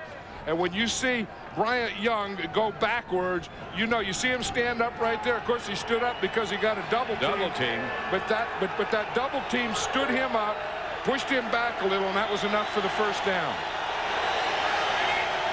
That's Fryer in motion. The pitch is back to the fullback, Kevin Turner, and a flag on the play. I'll tell you, the wind caught that flag. that flag went like 10, 20, 25 yards. That flag went in the air before it hit the ground. Holding against Philadelphia. The weather has improved. It's still miserable, but it's improved, if that's possible. I don't know if you don't count the wind, it probably has, but it's windy as heck down there. Yep. Holding, offense, number 87, 10-yard penalty. Holding against Jason Dunn. Yeah, when it comes in from that deep, that was a deep guy who threw that one. He's the guy, he's the deep official that keys the tight end. He's lucky to get his flag back. I don't know, and he's 20 yards downfield. Dunn's doing okay right there. I don't think there's any holding there. That's a pretty good block. I don't know how that guy saw that from 25 yards back. I think he had blurry vision from the wind. First and 20. Back at the 11, Detmer retreats. To Pryor. No, to Jimmy Johnson. Another catch and a busy day for him. This offensive line is doing a good job here because you can hear the fans, and they knew it. First and 20, they had him back up. Here's where you want to get a turnover. But these guys right here, if Detmer is going to pass the ball, that offensive line has to do a job of pass protection. You got to stop those guys up the middle, and they stopped Bryant Young just enough to get rid of the ball. And Chris Dolman came around the corner just about at the same time. And that's usually their pass rush. Bryant Young up the middle, Chris Dolman around the corner. That's the one giving them trouble today. Gavin Turner hit behind the line of scrimmage by Norton, who will let you know about it. Doesn't bother Ty Detmer. He was letting the wrong guy know about it. But what Norton did, usually the linebackers are behind the line of scrimmage and they pursue up and down behind the line of scrimmage. That time he penetrated. He hit a gap, got in the backfield, and threw him for a loss.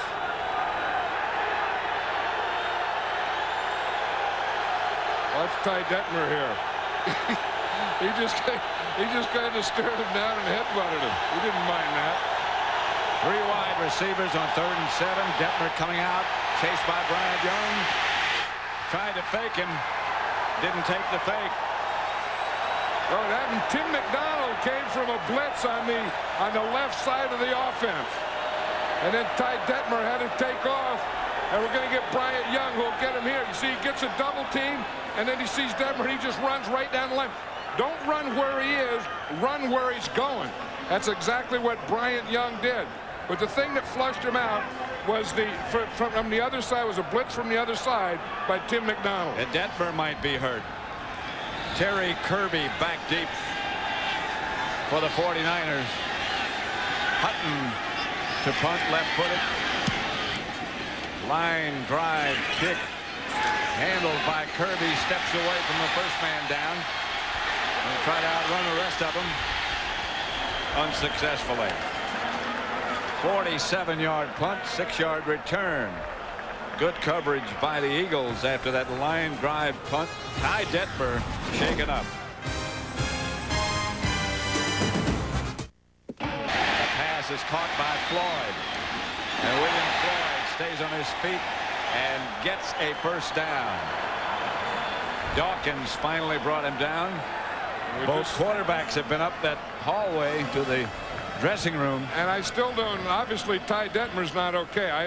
I think what happened when he went down, it looked like it could be one of those groin pulls because, you know, the wet weather, you will slide and you have a tendency to do that. But Steve Young still can't throw the ball. I mean, that was a completed pass, but that was one that in the old days you would have said, lob me one. He lobbed him one. That was Mark Rippon loosening up. That's Kirby. And he gets 2 or 3. Detmer's right hamstring, and sometimes that goes with that groin you were talking about. That's that same type of thing. You know that when you hit and then your feet go out, you just stretch a muscle. And that's what Ty Detmer did, because it didn't look like a knee or an ankle. It did look like a muscle thing, a groin or a hamstring it was. So that's Mark Rippon getting ready. You know, and the other thing, whoever wins this game has a short week because they have to play the Green Bay Packers in Green Bay on Saturday. Right now, again, let's go to the Fox Television Center for McDonald's Game Break and James Brown. And once again, a solid day by Jerome Bettis. This touchdown put Pittsburgh ahead. Bettis 102 yards on 25 carries. Pittsburgh moves on to meet New England. Let's take it back to Pat and John. 7-0 49ers. Yeah, at some point, pointing out that short week. Yeah, and I was just going to say here, if Steve Young is healthy, he ought to get the ball to Jerry Rice. Jerry Rice only has 1 catch for 3 yards. That was on the opening drive. And if Steve Young isn't healthy, why is he running another quarterback sneak? Someone had to call that one, and it wasn't Steve Young. Mark Trestman must think he's okay. He doesn't know he isn't okay. I don't know. That's a surprise to me. I mean, you know, he's your best runner, and he's a very good quarterback sneak runner, but with bad ribs, I don't know that I I don't know that I could call a quarterback sneak.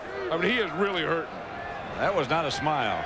No, that was a cringe.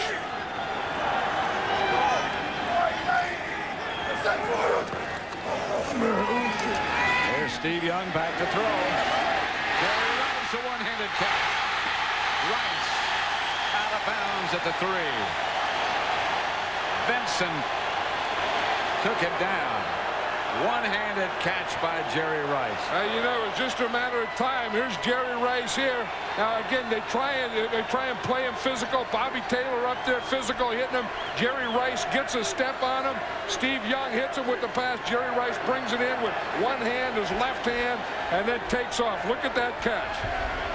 We just wonder why they waited so long to get to Jerry Rice. But on the other hand, you know, it's just a matter of time, and this guy's going to get you. And, John, that was a pretty good throw. That was a heck of a throw. I mean, I didn't know if Steve Young could still throw the ball, but he just proved on that play that he can. Timeout 49ers. They'll have 2 left. 7-0. They lead.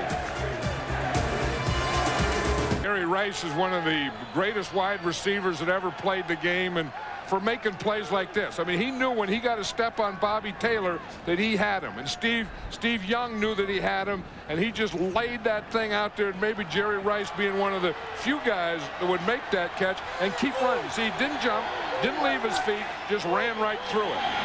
Rice goes in motion. Young. Rice, touchdown.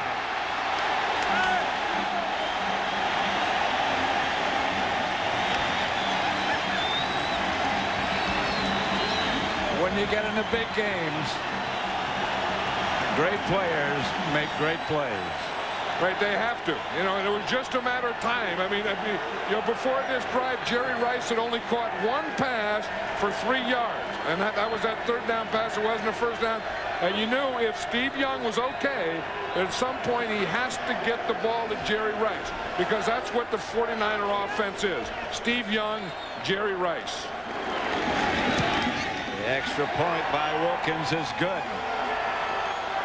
And the 49ers move ahead 14-0.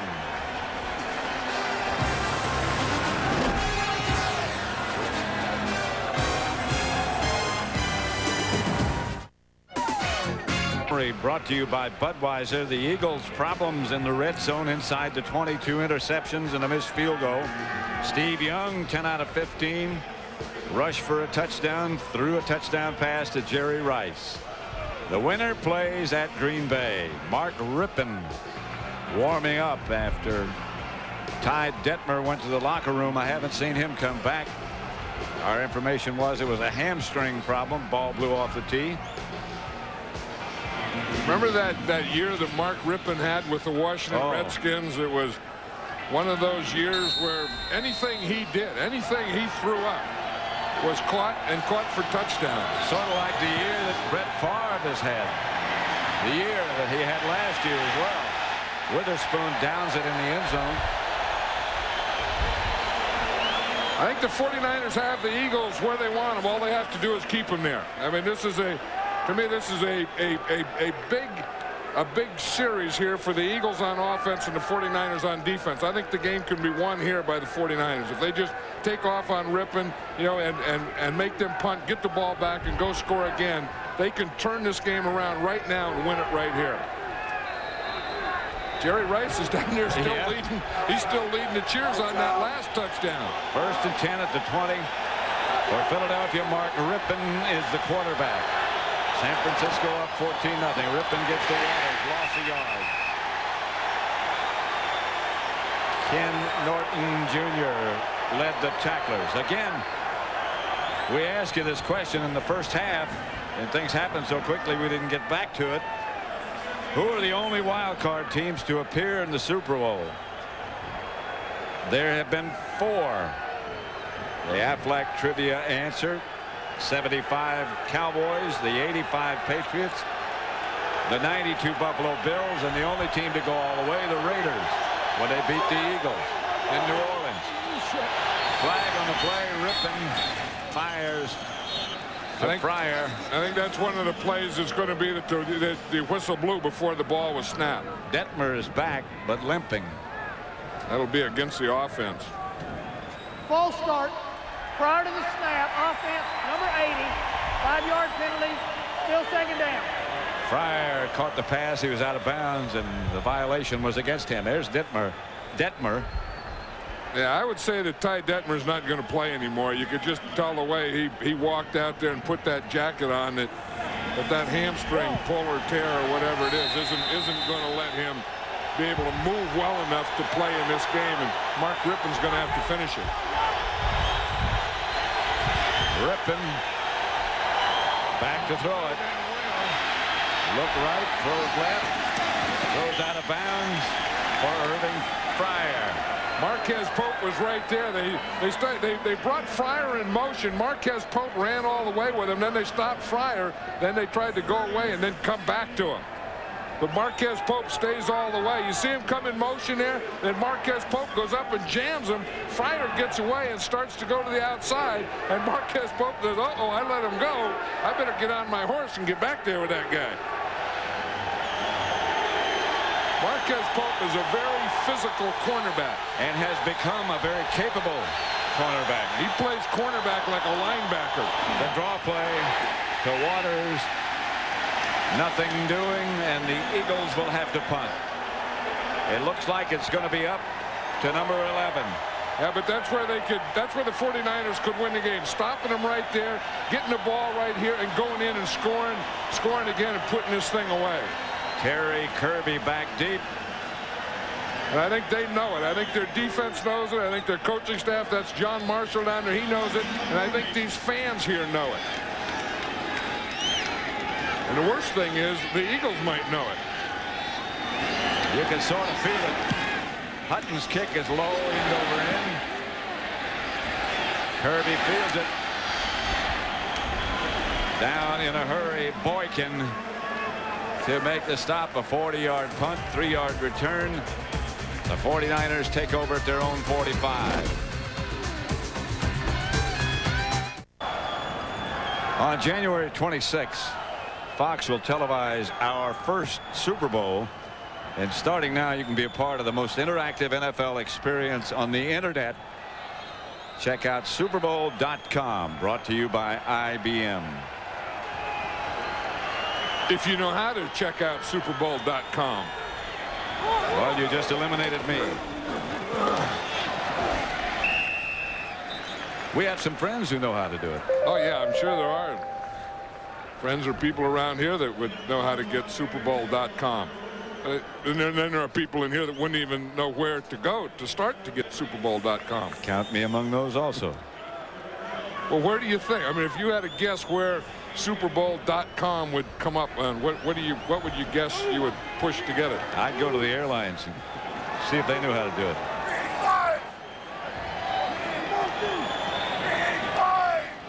Second down. Kirby close to a first, about a yard short. Yeah, again, the Eagles have played this whole game with this nickel defense, and then they moved around. They've played it with a 3-man line and with a 4-man line. And again, I think what that's done is it made the 49ers not pass as much, but run more to try and run them out of it. And they have never run them out of it. And again, the 49ers' success has come when they've been able to throw the ball. 3rd and 1. Steve Young has to be okay, or the toughest man in the world, or medication is very strong and working very well. One of those three. Is that a multiple choice? Yeah, no, or maybe it's all of the above, or maybe 2 out of 3 or 1 out of 3. I think it's 2 out of 3. Because I mean to have those ribs, and we saw, you know, in the first half, how he would cringe every time he would just move or breathe or anything. And now he's out there running quarterback sneaks and throwing strikes to Jerry Rice. Young back to throw it. He can stand around and fake people and wind up. Now that's a slide. That is a slide. Yeah. Feet first. That's the old one. When you slide feet first, then they can't touch you. And he wasn't. I think he looked around enough and couldn't see that anything good was going to happen at the end of this. But look how he can buy time here. Pretty good pass protection, couldn't find anything. But now look, he buys that time, nothing to throw there, and figures a heck with it. Yeah, that's not a bad slide. No. That's the old hook slide. Remember where you would slide on one side and put the other foot in the air?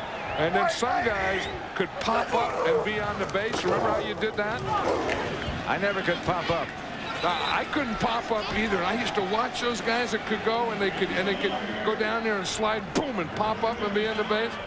I used to slide. I used to take a divot. You know, I can understand that. I got a picture of that. Well, you know, I think there's probably, you know, something in common there that anyone that takes a divot when he slides doesn't know how to .com. I'd be tangled up with the base, and they'd be up already dusting off. End of 3, 14-0.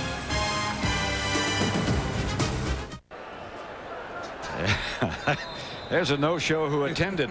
Yeah, he's the guy that has the stuff that he's not supposed to have, and he doesn't have the stuff he's supposed to have. He's in charge of that rocket right there. That's a church. Oh, is that a church? Yeah. I thought it was a rocket. Steve Young throws it away. Owens in the vicinity. I say this is a rocket. You say it's a church? Yeah. Well, that's a steeple to a church, is what you're saying. That's what I'm saying. Here's the church, here's the steeple, and inside are all the people. That's, you must have been a child at one time. You heard that. I'm not going that that's a church. Okay. I'm not going to go find out.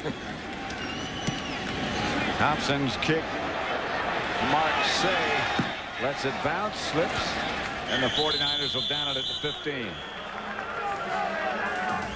There's the steeple without all the people. He has all the answers. Card Special is brought to you by the new Dodge. It's about change. By Lotus. Work the web with Lotus Domino. By the United States Marine Corps. The change is forever.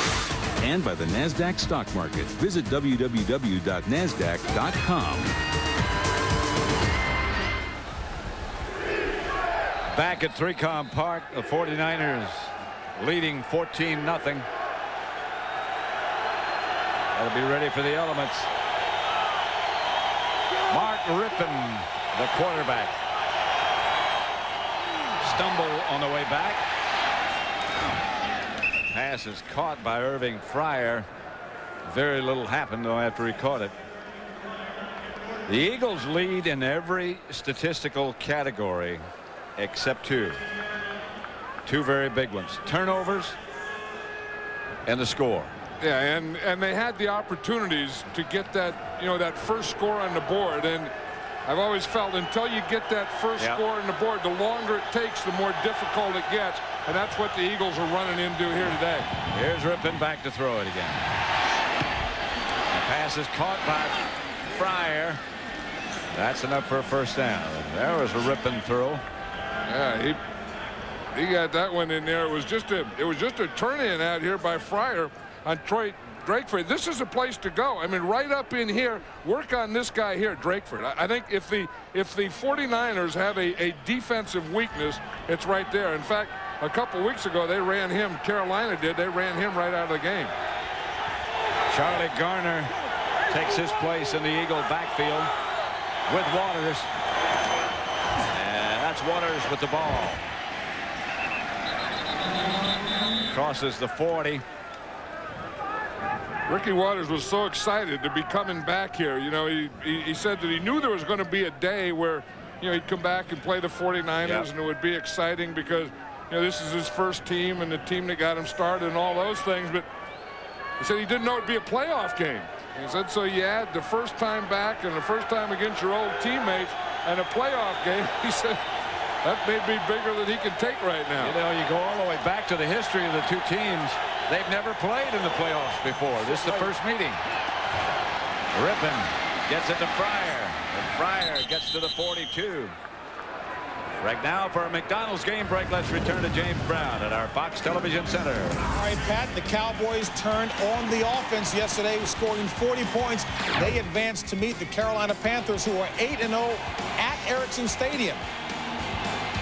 That will be coming your way next weekend, and San Francisco, winner of the San Francisco Eagles game, plays Green Bay on Saturday.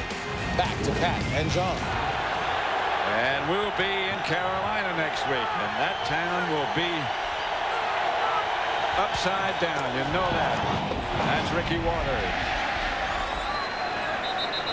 Down to the 40. Yeah, I was saying how the 49ers had a chance to end that game, and but they didn't do it on that last drive. I mean, they let the Eagles get the ball back, and the Eagles are still in this thing. I mean, I think now they still have to get a score, and the longer you go without getting that first one, like I said before, the tougher that becomes. But they got to get something on the board, then they can still make a game out of this. You got to keep one eye on the clock, and it's running with 11:40. That's plenty of time, but you have to be efficient. Rippon back to throw it. Across the middle and high.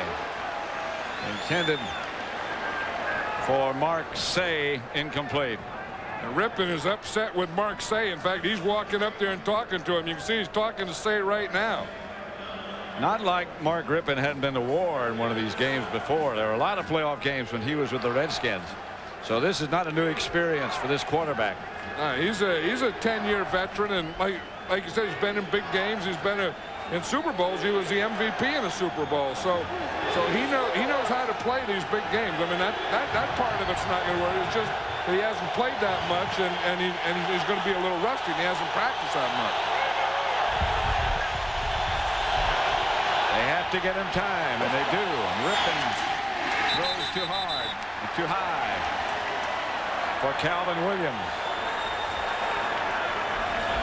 Do you punt or do you leave your group in there? And Tyrone Drakeford is on Calvin Williams. There's Calvin Williams right here, and you can see Drakeford is right with him. Calvin Williams doesn't make much of a move there. He's kind of, if you got to get that, and if you have to have man, if it's man coverage, you have to run away from man. You come under control in a zone, and you run away from man. Calvin Williams didn't run away from man coverage. On a field like this, that's a difficult task. The Eagles are going to punt. Kirby signals fair catch, makes it at the 9. So the 49ers will now keep it on the ground and try to eat up some time on that clock. 14-0 they lead. 14-0 the 49ers over the Eagles. The Eagles have never been shut out in their playoff history. Never. That streak's in danger today. 49ers have the ball at their own 9.5-yard line with 11:15 left to play. Steve Young, excuse me. Here's Steve Young. Pointing. Young gets a first down. He took a shot to the ribs.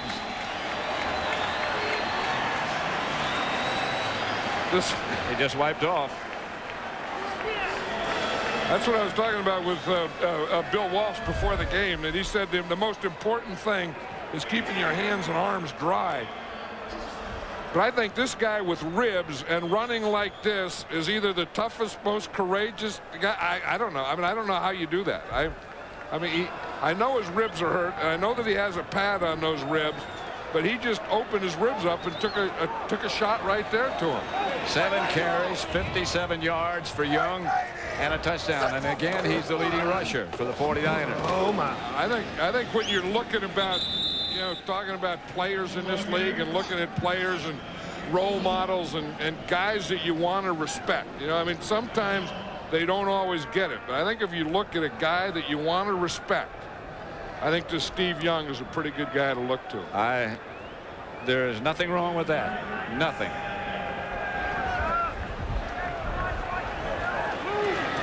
In addition to all the toughness and all the talent he's displayed, he's just a heck of a guy. Yeah, and he's a competitor. I mean, he's a man who's a competitor, and he knows how to play. Pass is complete to Brett Jones, and Jones, as so often happens to him, when the collision happens, you see his feet first. I mean, he's a guy that, you know, played professional football. Everything didn't go his way, and he stayed with it. Yeah. And you know, he was a backup. He was with some bad teams, and just stayed with it. And then you know, good things happened to him. This game is presented by authority of the National Football League and is intended for the private use of our audience. Any rebroadcast or other use of this telecast without the express written consent of the San Francisco 49ers and the National Football League is prohibited. First down. Kirby to the 45. Less than 9 now minutes on the scoreboard clock. 14-0 San Francisco. You know, one of the things that the 49ers did when they were getting ready to play the Eagles is they looked at their Green Bay Packer game because they figured that the 49ers would, you know, that the Eagles would play them a lot like the Packers did, and they were saying that they can't believe that they lost to the Packers the last time. When we were over at practice on Friday, they were a very confident bunch. They said nobody wants to play us. Yeah, because if there's any team that was in the wild card, you know, that played this weekend, I think there was any team that was peaking, it was this team, the 49ers. Well, it's like we were talking about, there's a flag on the play, like we were talking about in the opening. Prior to the snap, There was a time a couple of years ago still second down, when they made things happen twice as fast as anybody else, and they're getting back close to that pace again. They were. Well, that was a Bill Walsh thing. You know, it was always the old boxing thing. You know how they always saw the fighter to get off first. You know, get the you know, punch before you get punched. That was a way that he taught this offense. Get off first.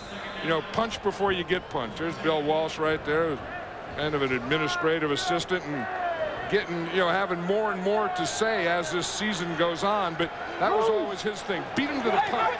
The 49ers didn't do that earlier in the season, but they look like they have that back now. Here's Young to throw it. Now he may take off, though. No, he throws it. Found somebody open finally. That's Terry Kirby. Didn't get enough for the first down, but he got something from nothing. And that's the problem with rushing Steve Young. It's like you got him. No, you don't know he's going to run. No, he's going to throw. And that's what you have to defend. As a defender, when he does that, I heard Howie Long talking about the bind that puts you in. He starts up like this now. Do you come up to tackle him, or do you stay back? If you stay back, he's going to run. If you come up, then he's going to just buy time and throw the ball like he did right there. And the worst thing you can do is do nothing, which so often happens. That's what the 49er defense did against Barry Sanders on Monday night. Wide open is William Floyd. Floyd gets to the Philadelphia 33-yard line, and they'll move those sticks again. When this offensive line, this group right here knows that Steve Young is hurt, and they know that they have to give him the protection. Watch, they're coming in a blitz, but watch it, the protection. I mean, the backs are blocking. Everyone's blocking. They picked up everything. Steve Wallace blocked 2. I know Steve Wallace got 2, and bar none, William Floyd got a big one coming up the middle. That's not bad. If you're an old left tackle and you got 2 helmets on and you can block 2, you do a lot of things in 2s. You could play several more years, which he'd like to do. Floyd picking his way straight ahead. Today's game is being produced by Bob Stenner, directed by Sandy Grossman. Technical producer is Bob Muller. The associate director is Rich Russo. Broadcast associates Mike Roig and Fran Morrison. Studio is produced by Scott Ackerson, directed by Bob Levy, and the executive producers of Fox Sports are Ed Gorin and David Hill. Now, there's a guy who had a tough job right there, Jesse Sapolo, the center. Now, you talk about keeping your hands and arms dry and have to touch the football every time before your quarterback gets it. Jesse's been doing a good job today.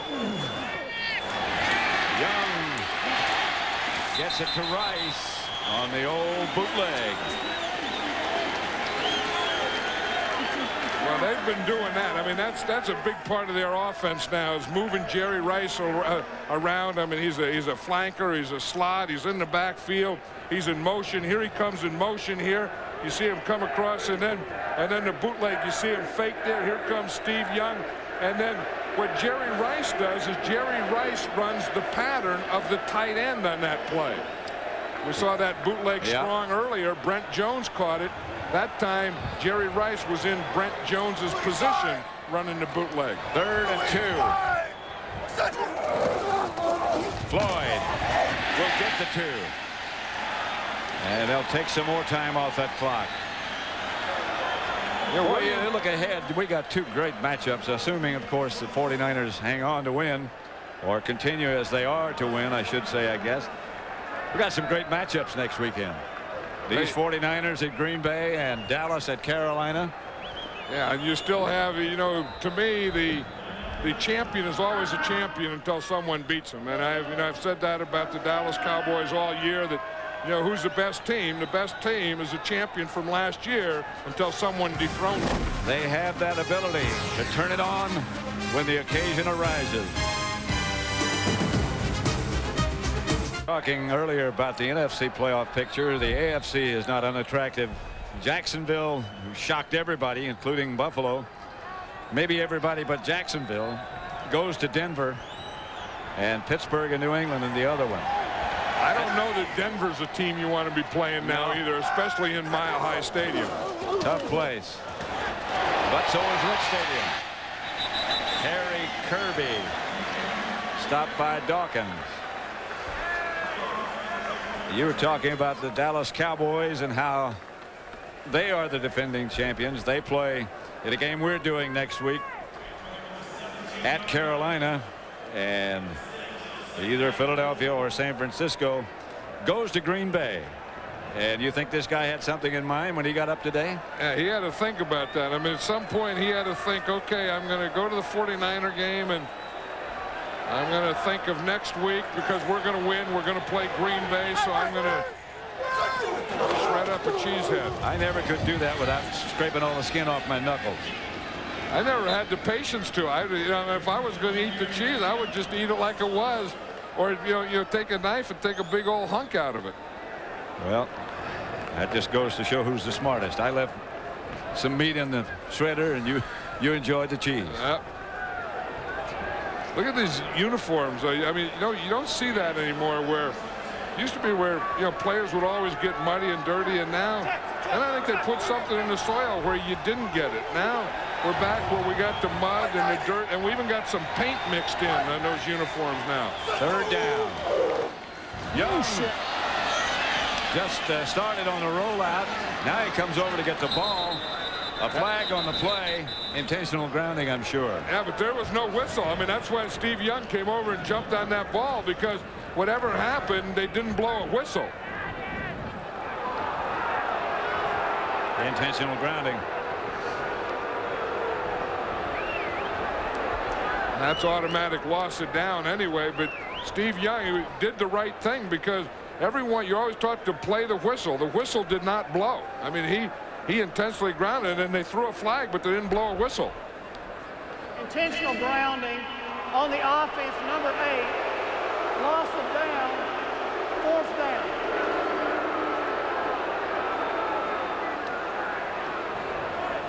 But you're going to see it's that bootleg again, where he's bootlegging to the left, and he just got hit just as he got off that bootleg. He just got hit right then, and he tried to throw the ball away, and that was intentional grounding. But Steve Young thought that maybe they could have ruled that a fumble. Thought so.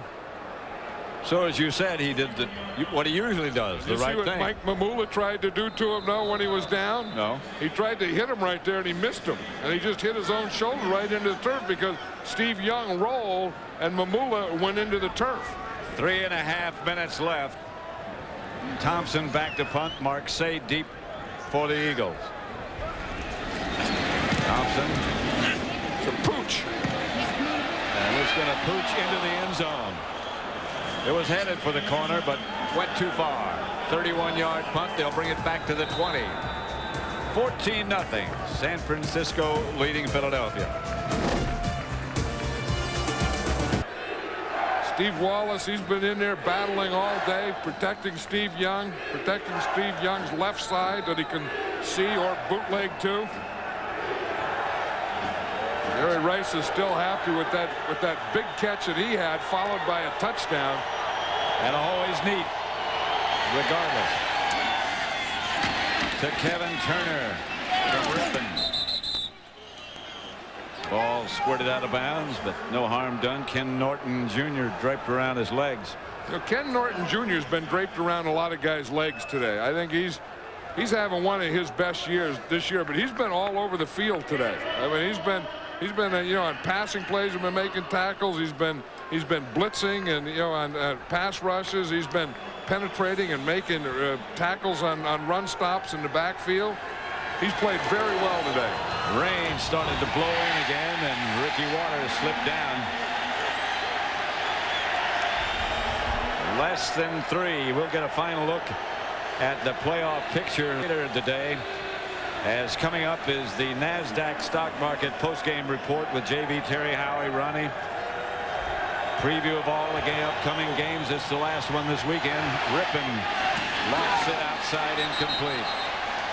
2:39 left to play. There's a football picture too.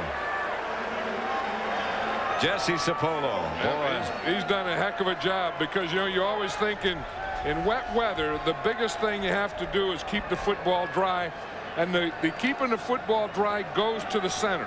He should never, always had a rule, never ever snap a ball that's wet. And Jesse, what a warrior he's been. If they need a guard, he plays guard. If it's time to go back to center, he goes back and plays center. No matter where he is, he plays well. And if things go bad and the 49ers lose, the guy they always interview is Jesse Sapolo. Right.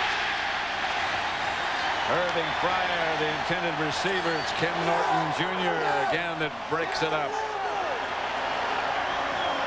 Like I said, Ken Norton Jr. has been all over this field today. He's kind of letting you know it, but we do know that. I mean, we've seen that. You don't have to hit yourself on the chest. We already saw that you did it. Ken Norton Sr. has to be very proud. That's John Marshall, his coach there, is very proud. Everyone's giving him hugs. Isn't winning great? I mean, you know, you win and everyone loves everyone and hugs and smiles, and hey, we win every week when we get a chance to work. And then on the other side, you see the frustration of it. Jerry Rice is not neat. Yeah, I was going to say, you said he's always neat, and then I was looking at, and on a muddy day, you can't be neat. You can't stay neat. He's neat compared to the rest of them. Yeah, but I mean, he doesn't want dirty pants and dirty shirt and his shirt tail hanging out and all that stuff. That's the first time I've ever seen Jerry Rice's shirt tail hanging out. Even at practice. That's William Floyd, who's stymied by the Philadelphia defense. Timeout, Philadelphia. They'll have one left now. 49ers leading 14-0.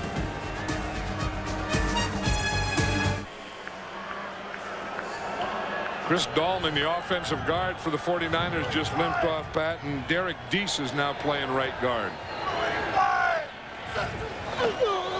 This is Derek Lavelle. Again, stick around after this is over for the postgame report. The NASDAQ stock market postgame report with JB, the whole cast, a divisional playoff preview.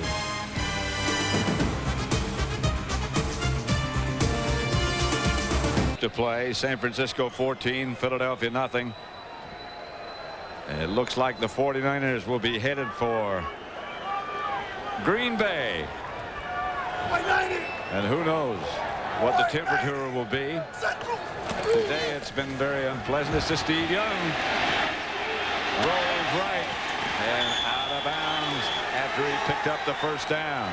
You know, he has to be okay. I mean, that's Chris Dahlman, the right guard, going out there. But Steve Young, I mean, we saw him and how much he was hurting there at the end of the first half, and whatever it is, he's gotten better.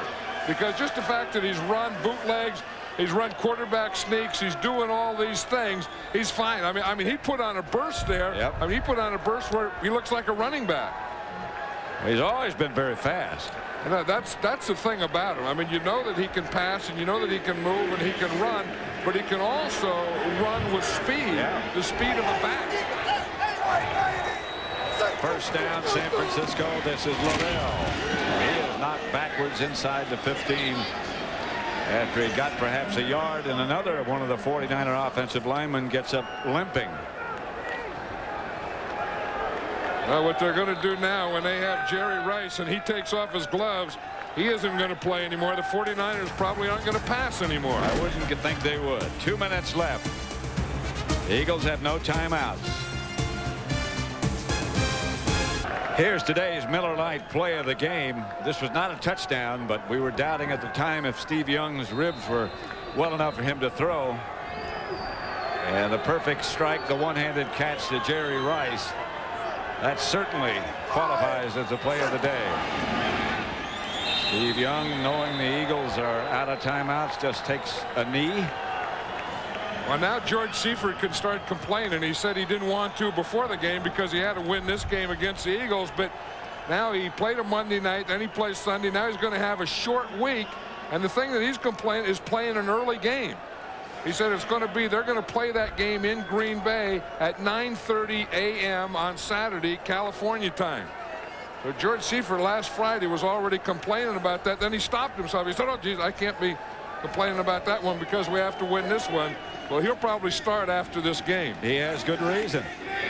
And then, of course, the Cowboys got to play on Saturday, and then they have a week and a day before they play again.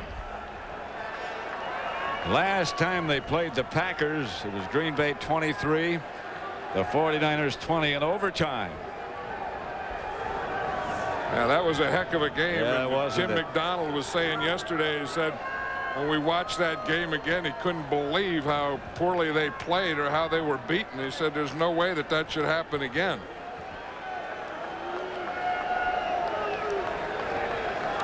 Again, Steve Young. Look at this formation here, this stance Yeah. here. This is an interesting thing. It looks like some old throwback formation you'd have in the guys in leather helmets. That's fourth and hunker. George Seifert 0-2 versus Mike Holmgren. We used to work with him, of course. Yeah, Mike Holmgren was the offensive coordinator here with the 49ers. But I tell you, if Steve Young is healthy, and this is a quarterback league in the NFL, this team can go all the way. I mean, they always have to be reckoned with because they have a pretty good defense, and if they have a healthy Steve Young, they can beat anyone in this league. And they've gotten a couple of other guys. There's Ricky Waters hugging Ray Rhodes. Well, it was a homecoming for both of them. Yeah. And they both thought they had a pretty good chance to beat the 49ers. Here's Rippon firing deep. Pass caught. Inbounds. Yes, it was a catch by Calvin Williams. But that's a tough thing about these playoffs. You know, all the teams that start that are in the playoffs, there's only going to be one team that's going to win its last game, and that's the team that wins the Super Bowl. Everyone else that gets in the playoff, other than the Super Bowl winner, is going to lose the last game they play. And this is the one that you have to live with the whole off season. And this is what the Eagles are going through right now. Those 2 years in a row, they made it to the playoffs. Last year, they just destroyed Detroit in the first round. Rippon hanging on, taken down by Brian Young. You know, it's fitting that Brian Young gets a sack now because he's played like heck this whole game. I mean, he was the guy that was rushing Ty Detmer early in the game. He was the guy that was stopping those runs. He's played a heck of a game. He and Ken Norton Jr. How about a whole year? Oh, a whole life. A Hail Mary knocked away in the end zone. McDonald went down. Rippon is still down now. Struggles up. The NASDAQ stock market postgame report coming up. Divisional playoff review with JB Terry Howie and Ronnie. You know what's so important in this thing is home field advantage. I think having a quarterback, weather, and maybe the most important thing is having your best players healthy. There's Gary Plummer. I don't know that he'll ever be healthy. He was showing the bursts on his left knee, the bursts on his right knee, the bursts on his elbow. He has big old like grapefruit sticking out on all his joints.